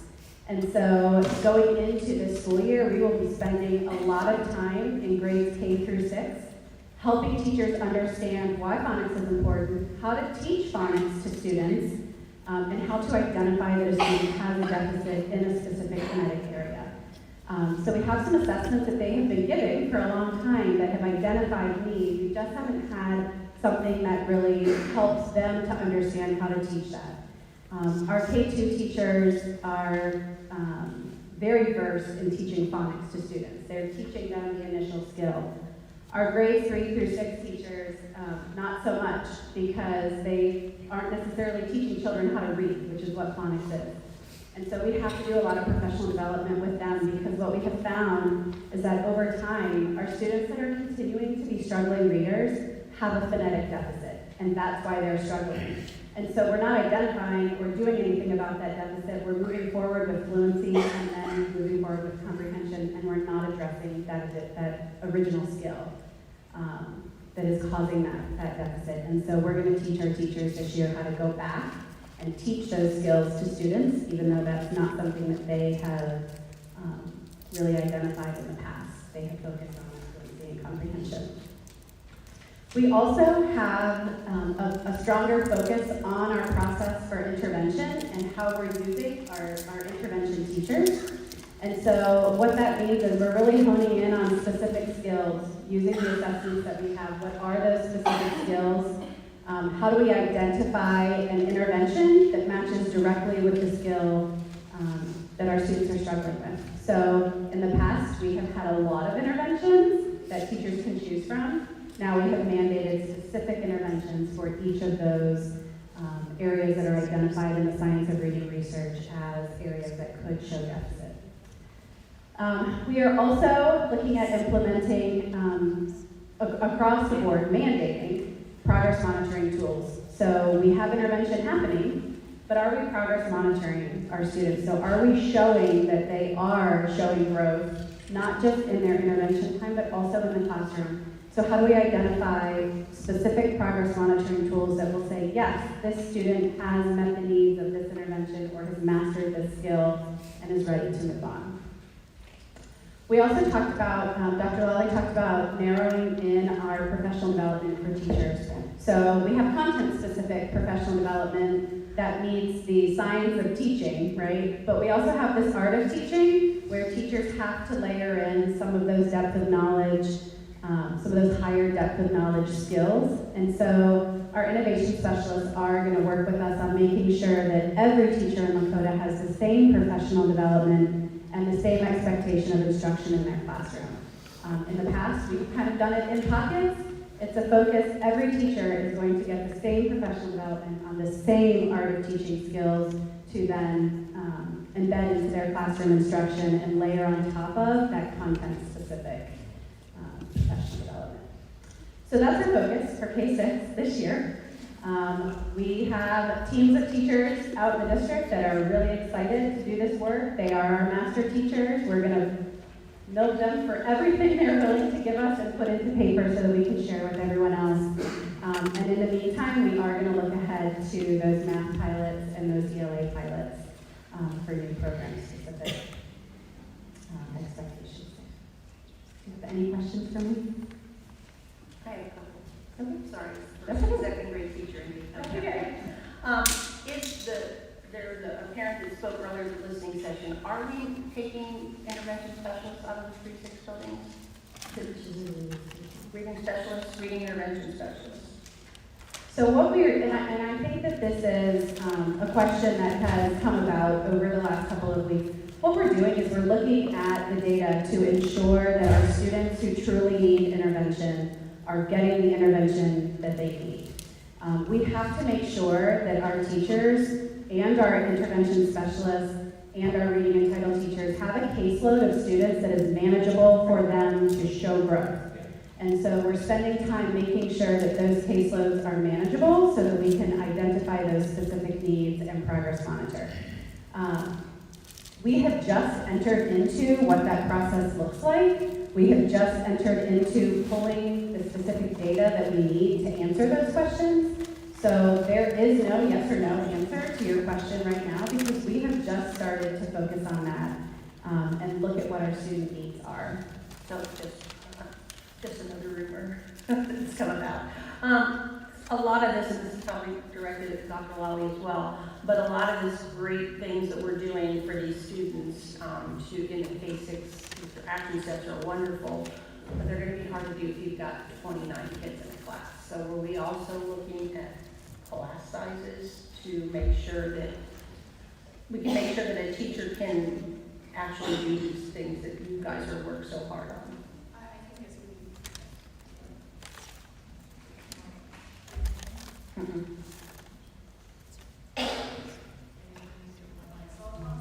I can hear you.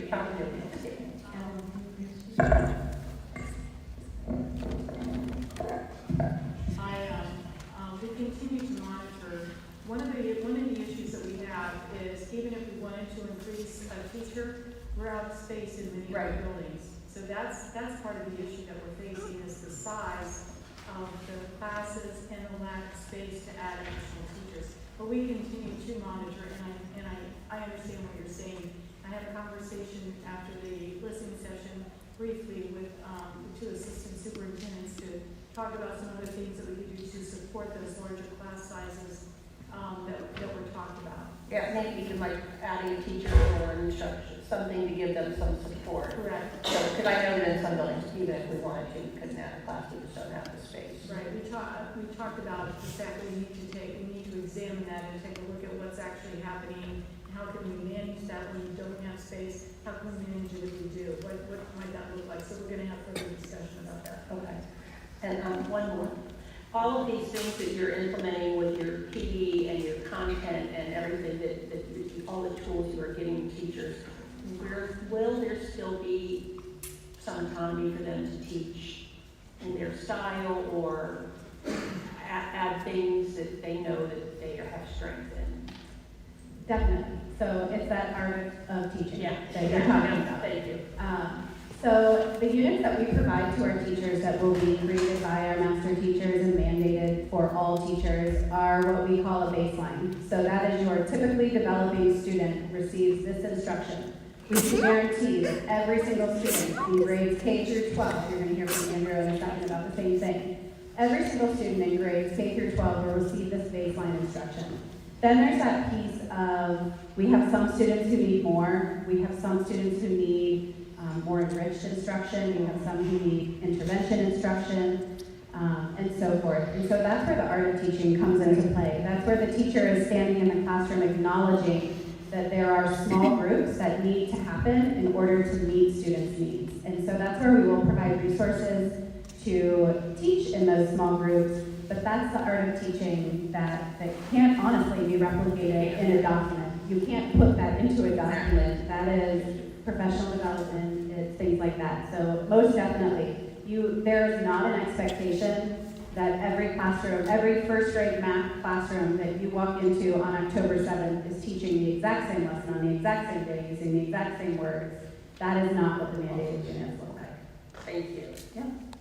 But I think the mandate as a minimum is when we're looking at the scores, we have to do something. Absolutely. There has to be better alignment. Yeah, so in the past, just kind of a look at how it's different moving forward this year as it has been in the past.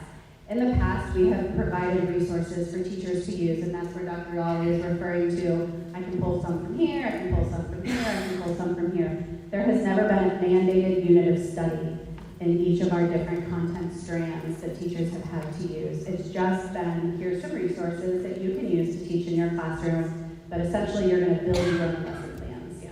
This year, this is the unit of study that every single student K-12 is going to receive, and then you're going to build from there as the teacher. So that's different than it has looked in the past, and hopefully will then become more streamlined for all students.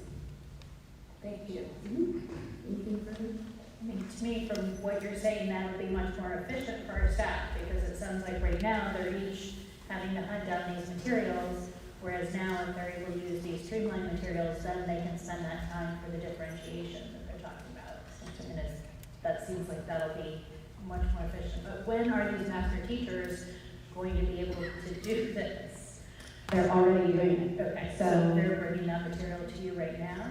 So we actually started building these units last year with the intent that we were going to move forward as here is a more robust option for you to use in your classroom that has now become a mandate that you use those. So we actually have almost all the way through quarter 3 in every grade, every subject already built. We are going to go back and make sure that our standards alignments are in place. We're going to make sure that our progression guides from grade level to grade level are solid. And that teachers understand this is what I'm teaching my students, but this is what they had to know prior, and this is what they're going to have to know next year, so you can kind of connect both of those together to make it more comprehensive. But our teachers have already started using that. So our principals did a great job at the beginning of the year of sending that message of this is no longer an option, this is what you're using to instruct students. We are going to tell our community that every single student in grades K through 6 is receiving this message. So with the science of reading, my understanding is, again, it sounds like the data supports that that is a better instructional vehicle, but I still understand some kids, if they still don't, it doesn't quite work for them. So again, our staff have some flexibility for those kids who that may not be their best approach. Definitely. So the science of reading is research. It's not necessarily it's not necessarily a program. It's not a program that you implement. It's research that says this is how kids learn to read. And part of that research says that we have students who are whole language readers and we have students who are more phonetic readers. And so what we have to do as teachers is make sure that we are providing both of those avenues to our students based on what their needs are. So when we have students who are struggling, we have to dig down and understand why are they struggling. And there's different ways that you can see that happening. So for example, in a student's writing, if you have a student who's a whole language reader, a lot of times you'll see their struggle in their writing because they can't sound out words that they don't know. And so then the teacher then knows, I'm going to go back and I need to teach some phonetic skills to this student. Even though they're reading this way, in order to write, they have to have those skills. So the science of reading research teaches them how to do that, making sure that all of those components are present for every child based on what their needs are. But it's certainly not this is the only way to teach reading to students. It's really comprehensive of multiple strands of reading. And I think it's more in the legislation that came out that's referring to, they want us using programs that are based on that research. But I also thought it was amazing, since we don't get that too often, that it was a mandate, it was actually funded. They're gonna pay for it. Going along with the professional development piece, so that was nice to see as well. Julie, did you have something?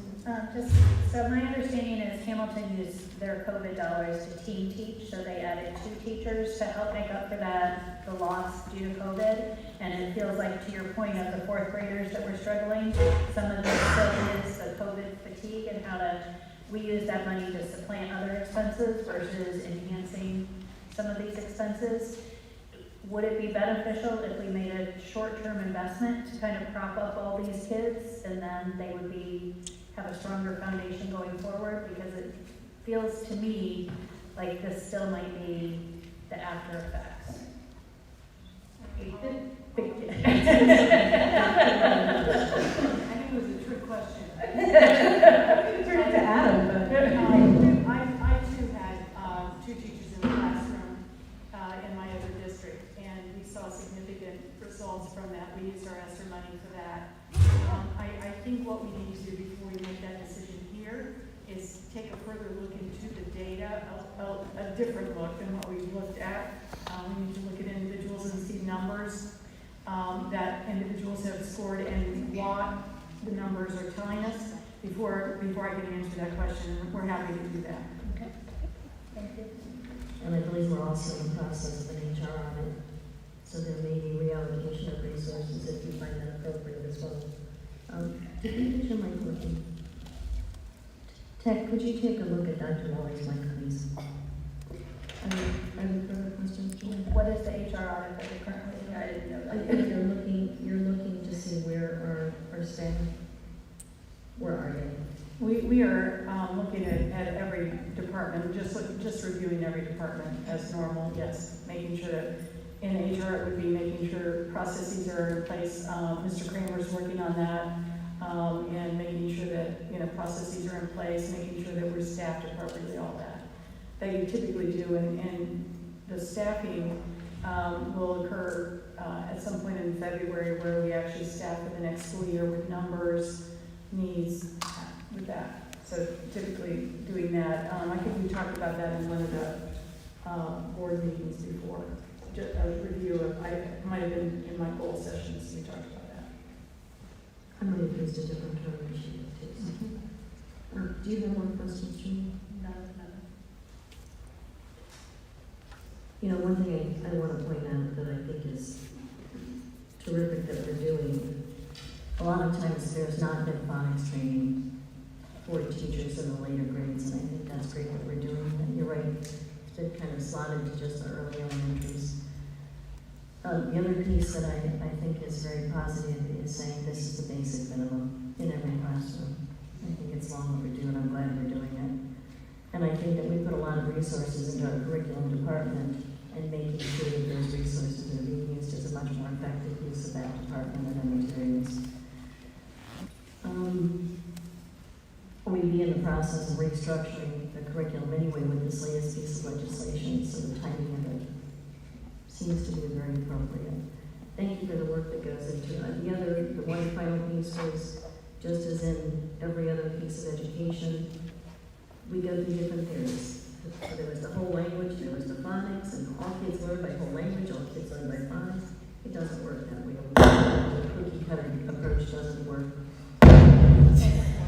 And depending on the, I'm not sure that helped much.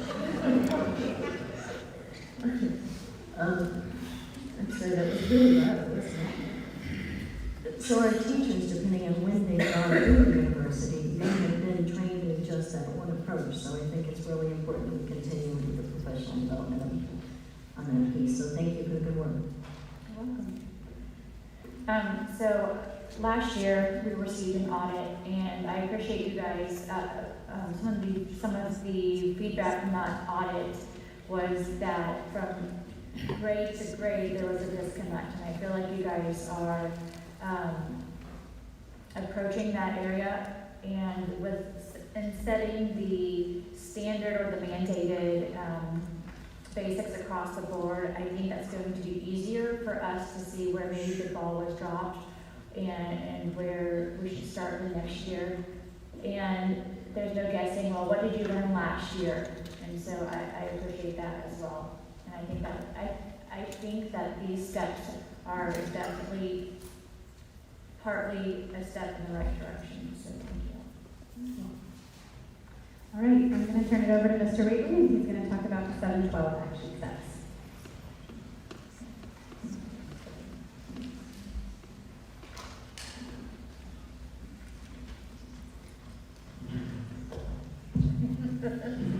All right.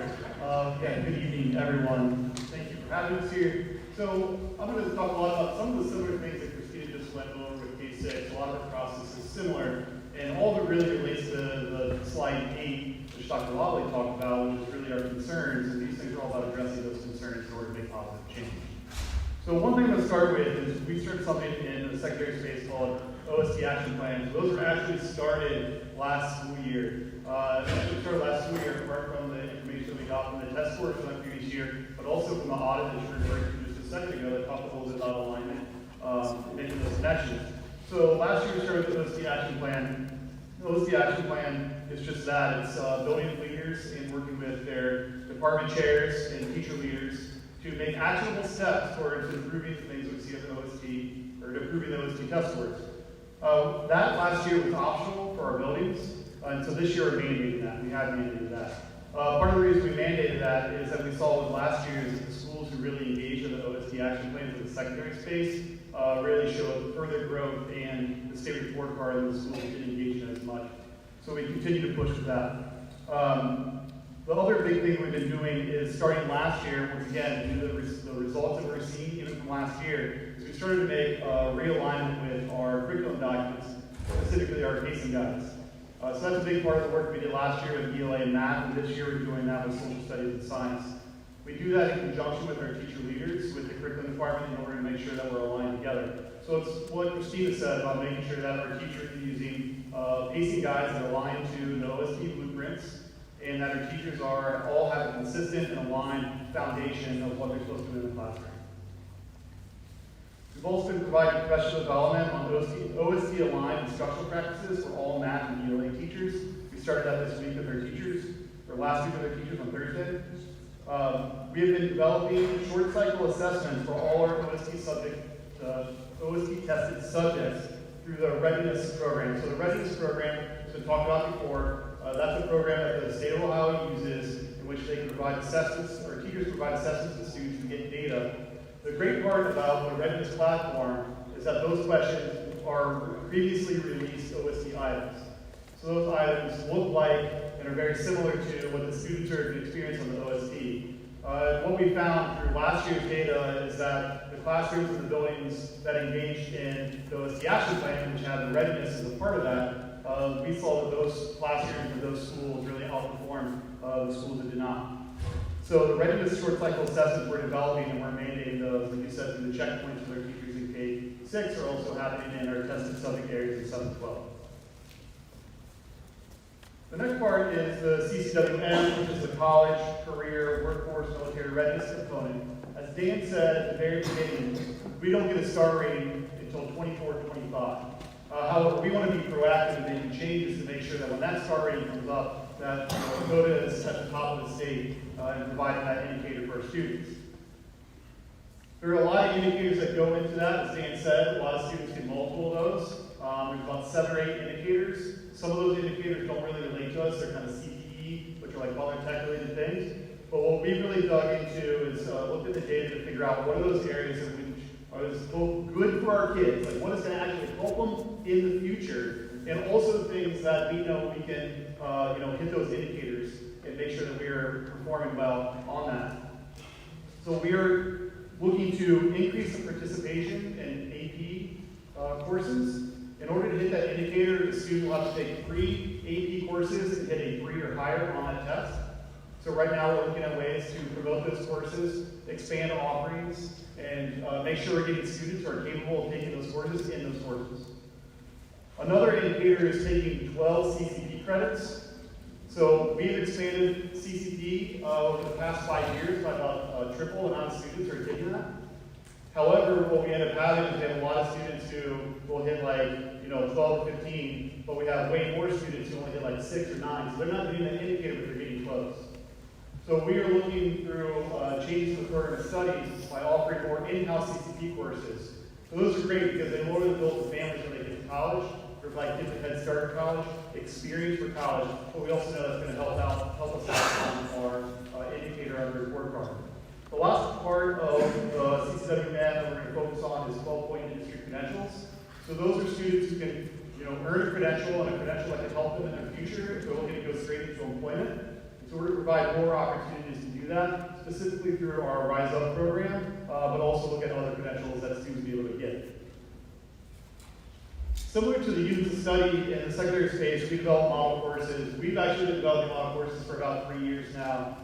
Very similar process. We have our teacher leaders who work collaboratively with our innovation specialists in the curriculum department to develop a model course. This is a foundation.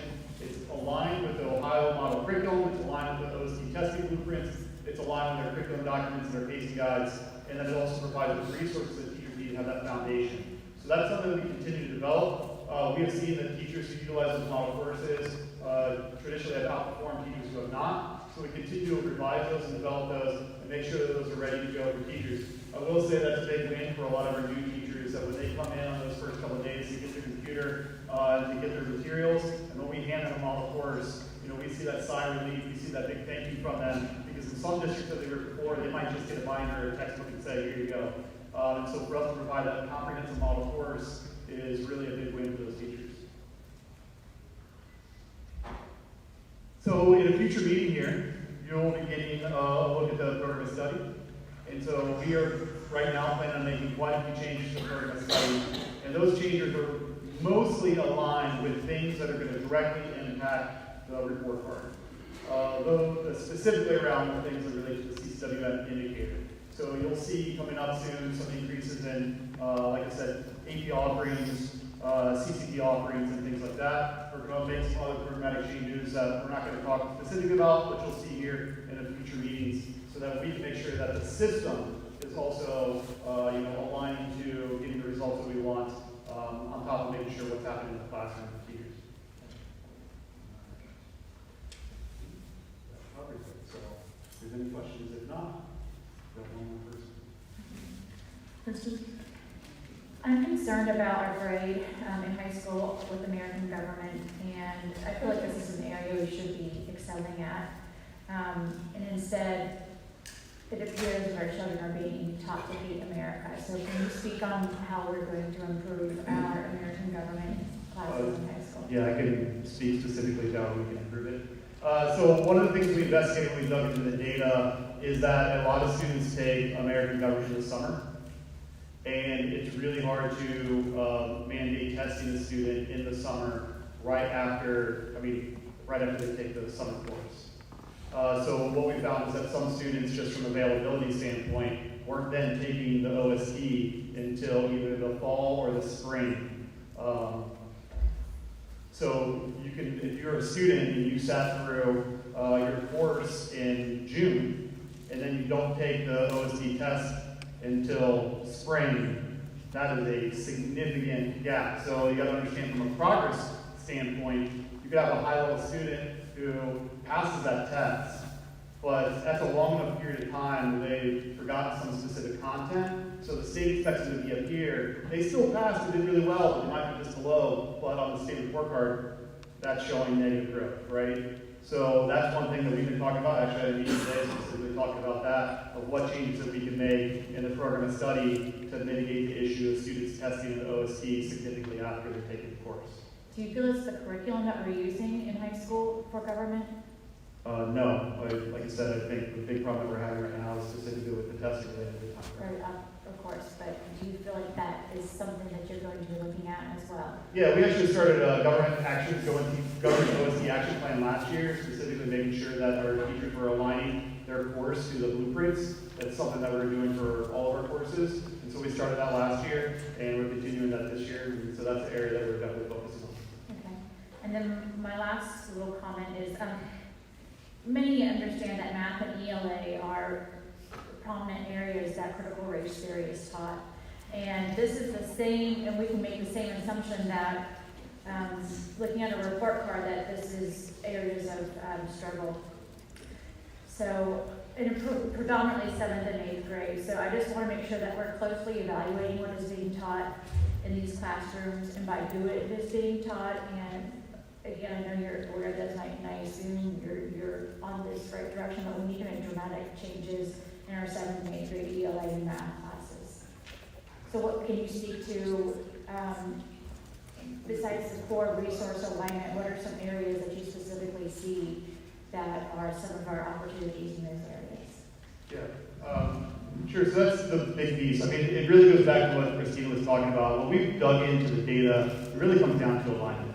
And so that's what we see. And I go back to, you referenced the audit. So one of the things we got feedback on was out of alignment. So when we've been going through this work, like I talked about before, the curriculum leaders and doing our pacing guides, their curriculum maps, that work is really around making sure that what's happening in the classroom is aligned to the OST and the OST blueprint. So what we found when we started digging into that is that we had some areas, for example, if our old pacing guides might have a place where a thing that's tested on the OST isn't happening until after the OST. So that's a really easy place in which we have realigned last year our pacing guides to make sure that the things that are covered in the OST are done before the OST.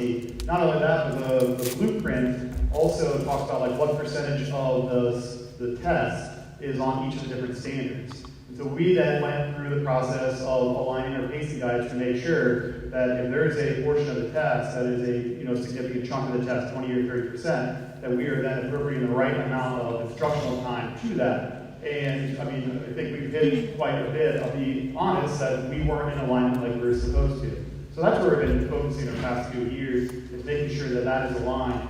and then working with our teachers through the professional development to make sure that they're using the updated basic guides and updated curriculum docs. But what we're not seeing is we're starting to see, we saw the improvement in the PI scores last year, which I think is a big part of that work that we did last year, and with the OSD action plans, and we expect to see further growth in that with further mandate of the OSD action plans. Anyone else? It seemed like some of the areas of concern focused in junior high. Are there any specific plans within that area for like timing or aligning some of the kids who are taking the high school classes in junior high? Did that impact those results? Yeah, we've been looking at that too. There's a little bit of a game with like when you test certain grades and whatever else. And so we've looked at that, and some of it's just like where you want to take a hit, right? Depending on what grade you are. But we definitely are looking at, any sort of changes that we can make from like a structural standpoint or how our courses are organized. We're in that process right now. I think you'll see some of that in the corporate study. Thank you.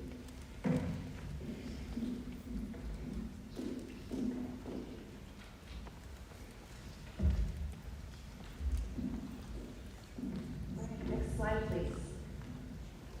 So I'm just going to talk about a few things that are overarching district actions, and then Dr. Wally's going to close it up for us.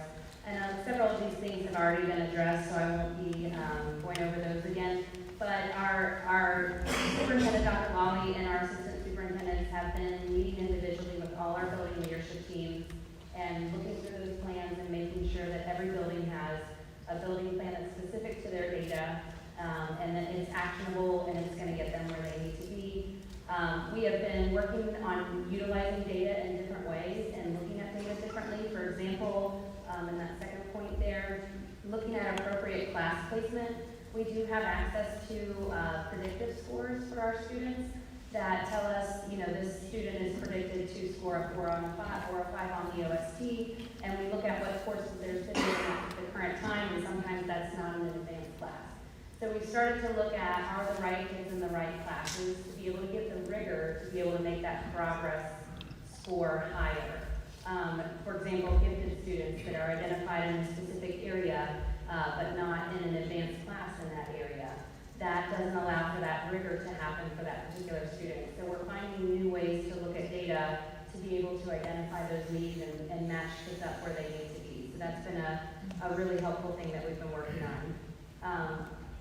Also, in addition to that, is our advanced matrix and how we identify students in the 5th and 6th grade going into advanced classes, and looking at, are we identifying the right students, and are we keeping students in there that need to be in there, and are we making sure that we're not holding students out that should be in those classes. So some data practices like that are in work in our department. Andrew mentioned the CCWM, and I just listed through a couple of things here that he's kind of already addressed, so I won't go through those. Revitalizing the district leadership team, Dr. Wally addressed that a little bit.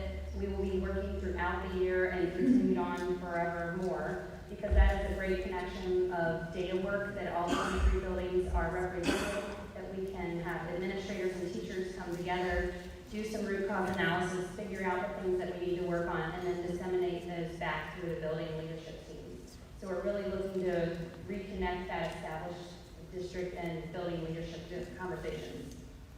And then lastly there, narrowing professional development. I think I want to say overall, from the curriculum department's perspective, I think over the years we've really worked on having robust options, having lots of choice for teachers, fulfilling that autonomy piece that I know a lot of our teachers respect and want to keep. And I think what we're looking for now and our focus this year is not necessarily to get rid of any of that, but to just really talk about what's guaranteed. What's that guaranteed curriculum that all of our students are receiving? What's that guaranteed professional development that all of our teachers are receiving? When we kind of focus on lots of different choices and everybody can pick kind of different pieces and their own entry points, we lose a little bit of fidelity in there. So our department's really looking at how can we define that fidelity piece and make sure that we're all coming from a place of a guaranteed curriculum and a guaranteed professional development, so that we can say all of our teachers are skilled in this area, all of our teachers have been professionally developed in those areas, and then we can be accountable for those things. One of the things that we found difficult is when we're pinpointing an issue within our data, if things haven't been done to fidelity, it's hard to say whether that worked or that didn't work. So if we purchased a particular tool and not every teacher is using it, for example, it's hard to know whether that tool is useful or not. So that's one of the things that we're really focusing on, narrowing and getting deeper in some of those particular areas. And then lastly, I'll just mention enhancing our onboarding process for new teachers. Again, that's another consistency piece. When someone comes on to Lakota schools, we want to retain them, we want to train them, we want them to feel welcome and that they know what they need to do when they come into the district. So we've had a great team of innovation specialists in a lot of departments actually coming together and really identifying what does a new teacher need when they come into the district and how can we support them. So those are some of the current district steps, and Dr. Lawley's going to get into some of the more long-term, but does anyone have questions about those areas? Yeah. Maureen, do we assign new teachers to a mentor teacher? So we do have teachers that are in the RESA program that requires them to have a mentor, but a teacher that just comes in with experience already isn't necessarily assigned a mentor. Buildings might do that on an individual basis based on needs, but the only ones that are specifically given are the ones required by the RESA program.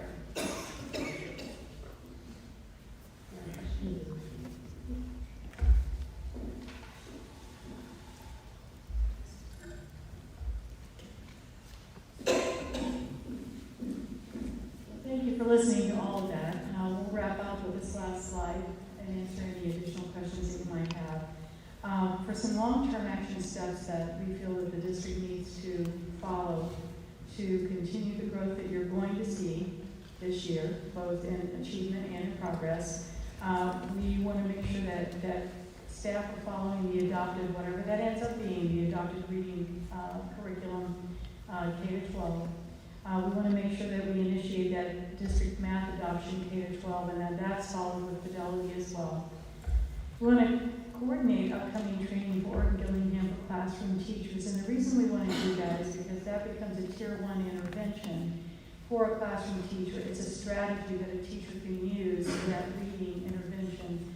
And if we train everyone across the board with that, they can also have conversation with the Title I teachers as well as the reading specialists and talk about what you think this strategy might work for this Tier 1 student. Because you're doing it with Tier 2 students, can you help me with that? So trying to coordinate that across the board and make sure that everybody has that as part of their grab bag of strategies for intervention. And we want to refresh the NWEA MAP learning continuum for intervention. Whenever a student takes a MAP assessment, there's a piece of the software that goes along with that they can open up and they can see the prerequisite skills for that particular area on the MAP assessment, and they can see the students that fall into certain categories so they can do small group groupings from looking at that particular learning continuum. It tells you the prerequisites, the current need that a student has, and things to advance a student. So we want to make sure that we refresh that and we start to use that to help plan out those small group instruction. In addition to that, our teachers need to be able to use their anecdotal information as well. I'm watching you, I see what you're doing in a guided practice that I'm facilitating. However, I'm going to pull you up tomorrow and make sure that you really got that. This data piece will really help them get those groups started and moving forward as well. So it's both types of assessments that our teachers would be doing and responses that they would have through refreshing that learning continuum. And then we wanted to shorten the testing windows so we can get the data back more quickly, get our groups started more quickly, and move forward. And the testing window I'm speaking of is the MAP assessment, our internal testing that we do for that benchmarking early in the school year so we can get our groups started sooner. We also are going to be developing and deploying the curriculum cycle. Lori and her team have been working on a 5-year adoption process so that there will be a focus on a major series, a major curriculum piece every 5 years. So you're always updated, you're always in sync and moving forward with those adoptions. So we don't get behind and not have something available for our staff to use on a consistent, regular basis. And that you have the most updated information and news that you have. We want to continue to expand the CCWM student opportunities. That'll be both inside the district and also exploring partnerships with partners like Butler Tech and making sure that we have a variety of things that students have the opportunity to see as a pathway into either credentials, into the military, into career, into workforce, whatever that ends up being, but making sure that we continue to expand that.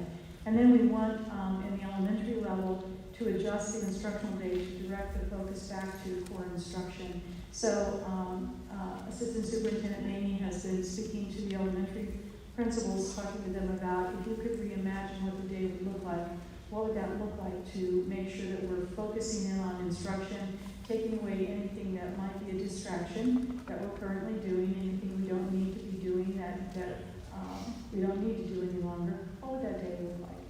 So they'll be working on that as well.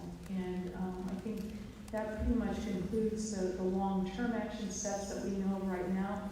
We do reserve the right to add additional short-term action steps and long-term action steps as we continue to go through the data and to develop the information. I'd like to publicly thank the presentation team today. They did an outstanding job in preparing and presenting today, so I want to thank you publicly for that. Can I answer any questions before we conclude? I'll start commenting on if I could, and then Mr. Deal. Not necessarily in order, but thank you for the thoroughness of the presentation. I think that we all appreciate you going into it in the level, both the results and the solutions that you're putting forward, so thank you for that. I see much of what you talked about as long overdue support for our classroom teachers, and I think that this is going to make a tremendous difference in terms of mandating is a word that I think gets avoided sometimes, but it's not a bad word. To say that we're going to mandate a minimum of instruction in our classrooms and best practices. It's great to see. I'd like to ask that as we walk through this process, that we also consider embedding to a greater extent career tech all the way through our K through 12. I think there's a lot of opportunity for that we've talked about. We really haven't done a lot with it. I'd also like to ask that we do an update, a brief update, maybe in our next meeting in November once we have the value add information, so that we have that component as well. And then I think you captured it well when you said innovation which enhances core instruction. There's room for both.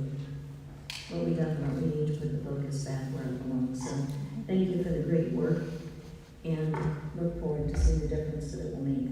Mr. Lee? Before you move on, let me ask you a question. Yes.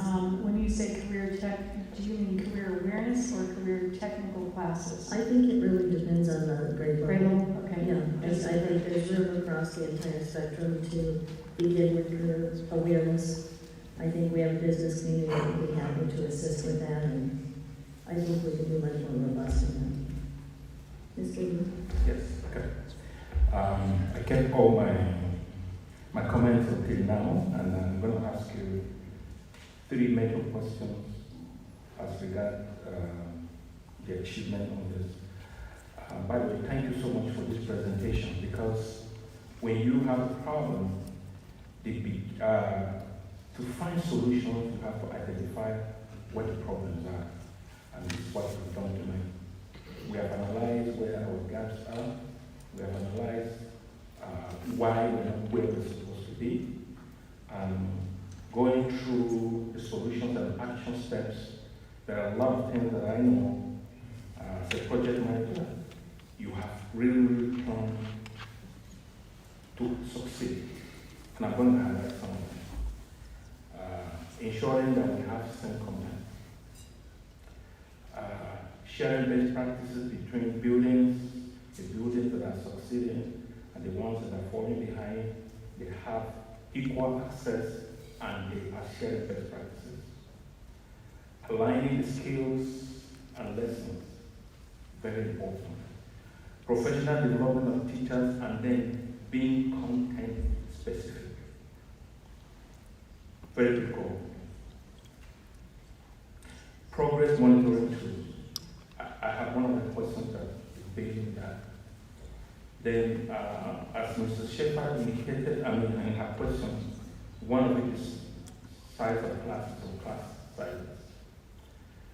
mandatory standard of teaching, holding target meetings with superintendent, assistant superintendent, and all the building leaders, which is involvement from leadership and administration.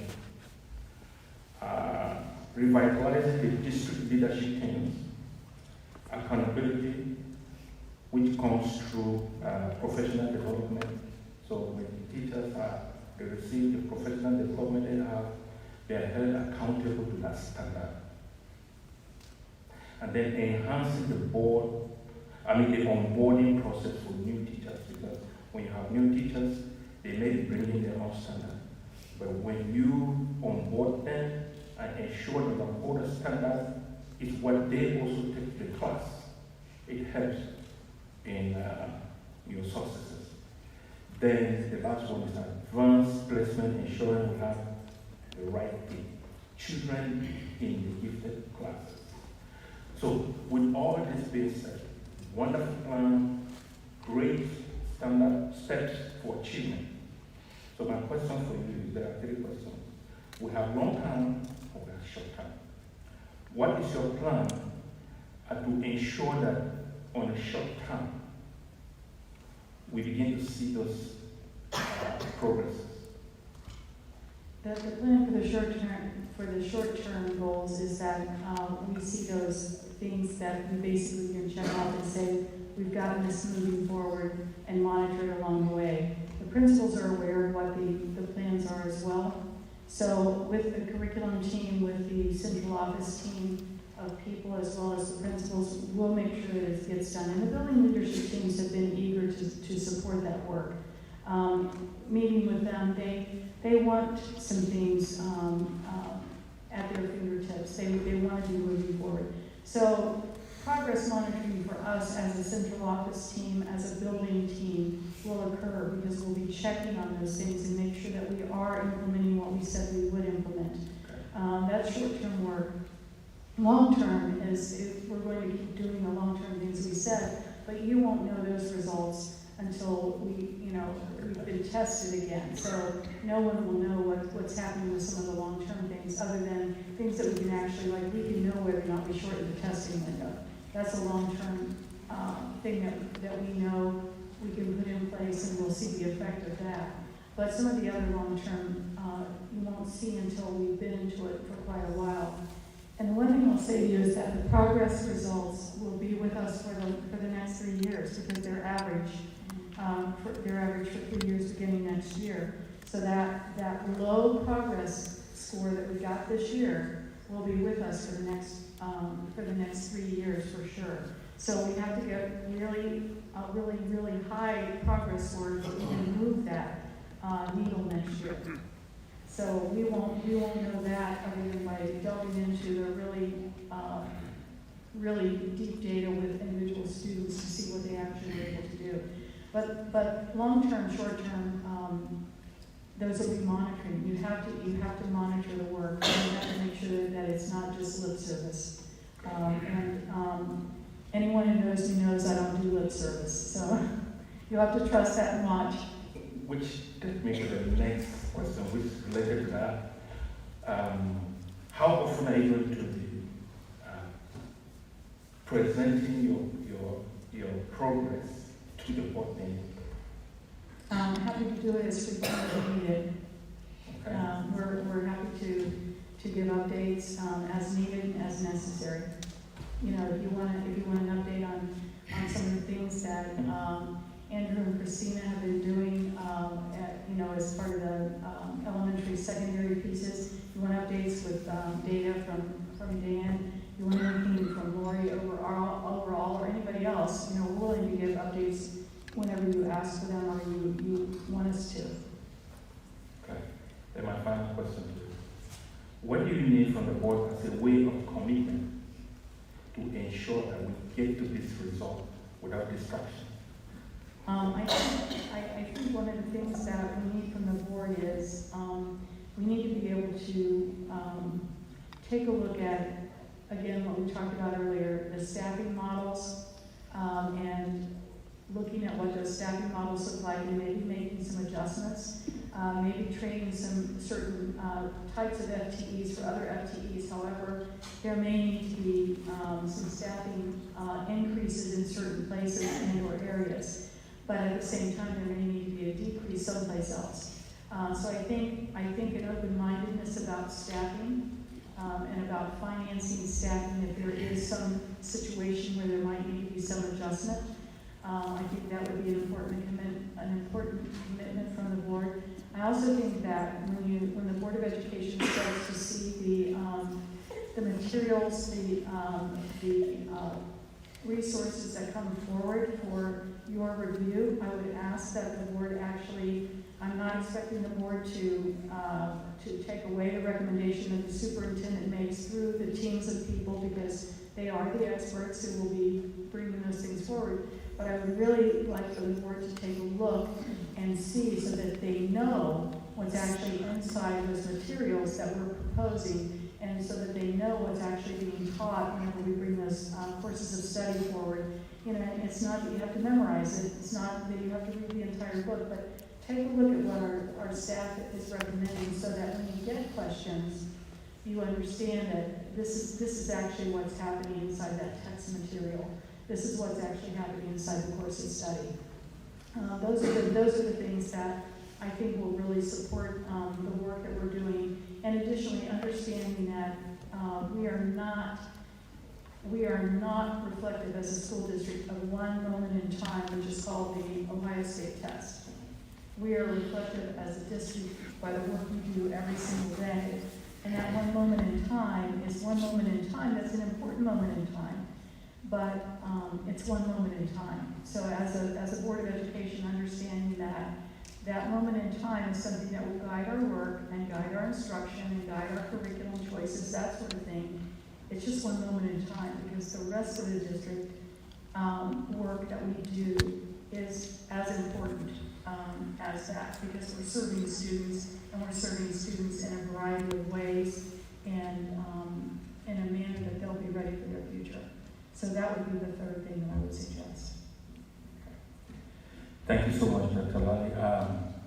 I want to personally give you my commitment that I'm going to serve, and I'm going to make sure all that I do as a board member is directed towards these kids, that is creating an atmosphere for learning and an atmosphere for teaching, and to ensure that nothing else. It's not about Isaac, it's not about whatever I want to be, but it's about not playing things with the lives and the future of these kids. This is a good plan, and I guarantee you, I believe that we are already on our way to success. Thank you so much, you and your team, and I believe that very soon we'll be back on track. I'm going to add one more comment before I pass it down the line. In addition to a thank you for the team and the presenters that were here tonight for the work diving into it and understanding this has to change. And to our building administrators, you'll have a heavy lift on the accountability within your buildings. And really appreciate the work that you're undertaking on behalf of our students, so thank you for that. Other board comments? Mrs. Sorry. I'm sorry, would you make Go ahead. Thank you. I just have one, because I didn't save all mine till the end. I know Mr. Burnside and Mr. Brown are not going to be happy with me right now, but have we done any research? Like, I know in a third grade reading guarantee, a third grader is passing reading, we know why, we do intervention, we look at the source. Is there any discussion with the upper grade levels, a focus group with students on classes? Like, this is boring and I don't understand why I have to do it. I mean, do we have any feedback from students that might help us guide some of this work? As far as I'm aware, we have to ask the building administrators if we do. We do have plans to do those sessions with students in junior high and high school through this year. That was part of the plan that I had, because I've done that in the past, where I talk with students and the principal will be with me whenever I do that. But I can ask them and I can get back to the board on that. Just maybe some feedback, just, they Andrew may have Yes, some. Justin and I, along with the curriculum team last year, we did focus groups at the local high schools last year. Multiple focus groups with students, asking specifically those types of questions about programming, the courses they're taking, their experiences in school, things like that, for the department to come back and make a decision. Oh, thank you. See, you've already done it. Thank you, Mr. Wheatley. Thank you to all of your team and everybody. It was great to be able to dive deep down into this and try to understand where we go from here. So thank you. Mrs. Moody? I'll save mine for closing comments. Thank you. Thank you, everyone, for the work and the investment in this presentation. I appreciate it. Just a couple questions still. I noticed that on the good news front, that Indy had received 4.5 stars on their report card. Have we found anything specific to that achievement that is replicable, or any reason why that happened in particular that we're aware of at this point? I think that the curriculum team and Stacy Maney are reviewing that to see if there's something that we can actually have them share. There's some really good things in all the buildings that really need to be shared, and that's one of the good things about having there are different administrative meetings that have been set up across the board for the year, and that's one of the good things that can happen in those meetings between all the administrators and the curriculum team working together on that. So I think that's one of the things that they may already kind of know part of the answer to that, but I think they're continuing to look at that. So yes, we can think about that. Okay. And then secondly was preschool. I know, we outsourced that several years ago, but I understand, again, anecdotally, that some of the Head Start programs there may not be as many opportunities as there have been. I don't know if that's true or not. So have we looked at aligning this with preschool and having kids better prepared when they enter? And if we could expand those preschool offerings at all? We have not done anything with preschool with that, but that's something that we can do, yes.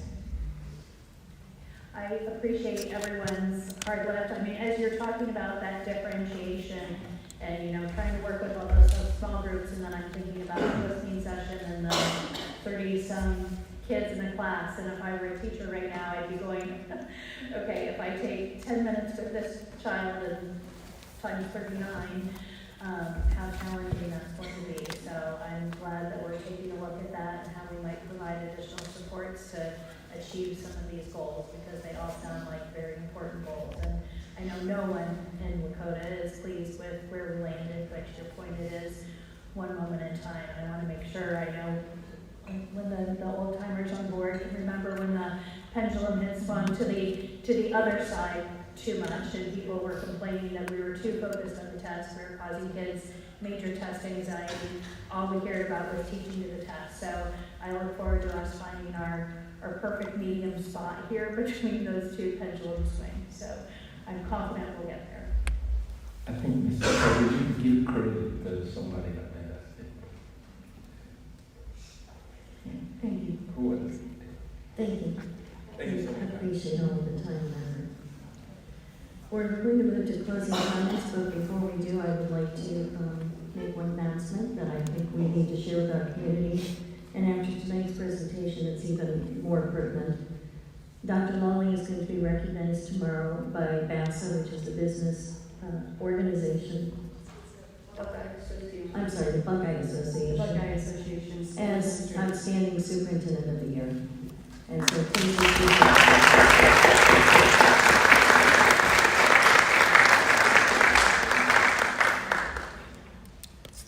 your expertise in curriculum and your leadership on this make me very confident that we have the right superintendent in place at this time. So thank you. Appreciate that, and wish that we could be there to celebrate with you tomorrow for this. All right, I'll move to closing comments. Mrs. Bodie, we'll start with you. Thank you. So this evening, we heard many solutions presented regarding ways to improve our district. However, we did not hear the hot topics of concern being addressed. And the driving of psychological programs, equity and diversity in Lakota is clearly failing our students. It's also clear that we are hurting our children. So who's getting hurt? Well, it's not the minority because they're improving. We are hurting the general student population. We are not setting our students up for success, and in fact, we are fueling them with our focus on divisive culture and transgender ideology that is extremely harmful and has been proven to lead to higher suicide rates and mental illness in these children. The board members that support DEI and SEL support failure, and it appears they are the ones at fault for hurting our children.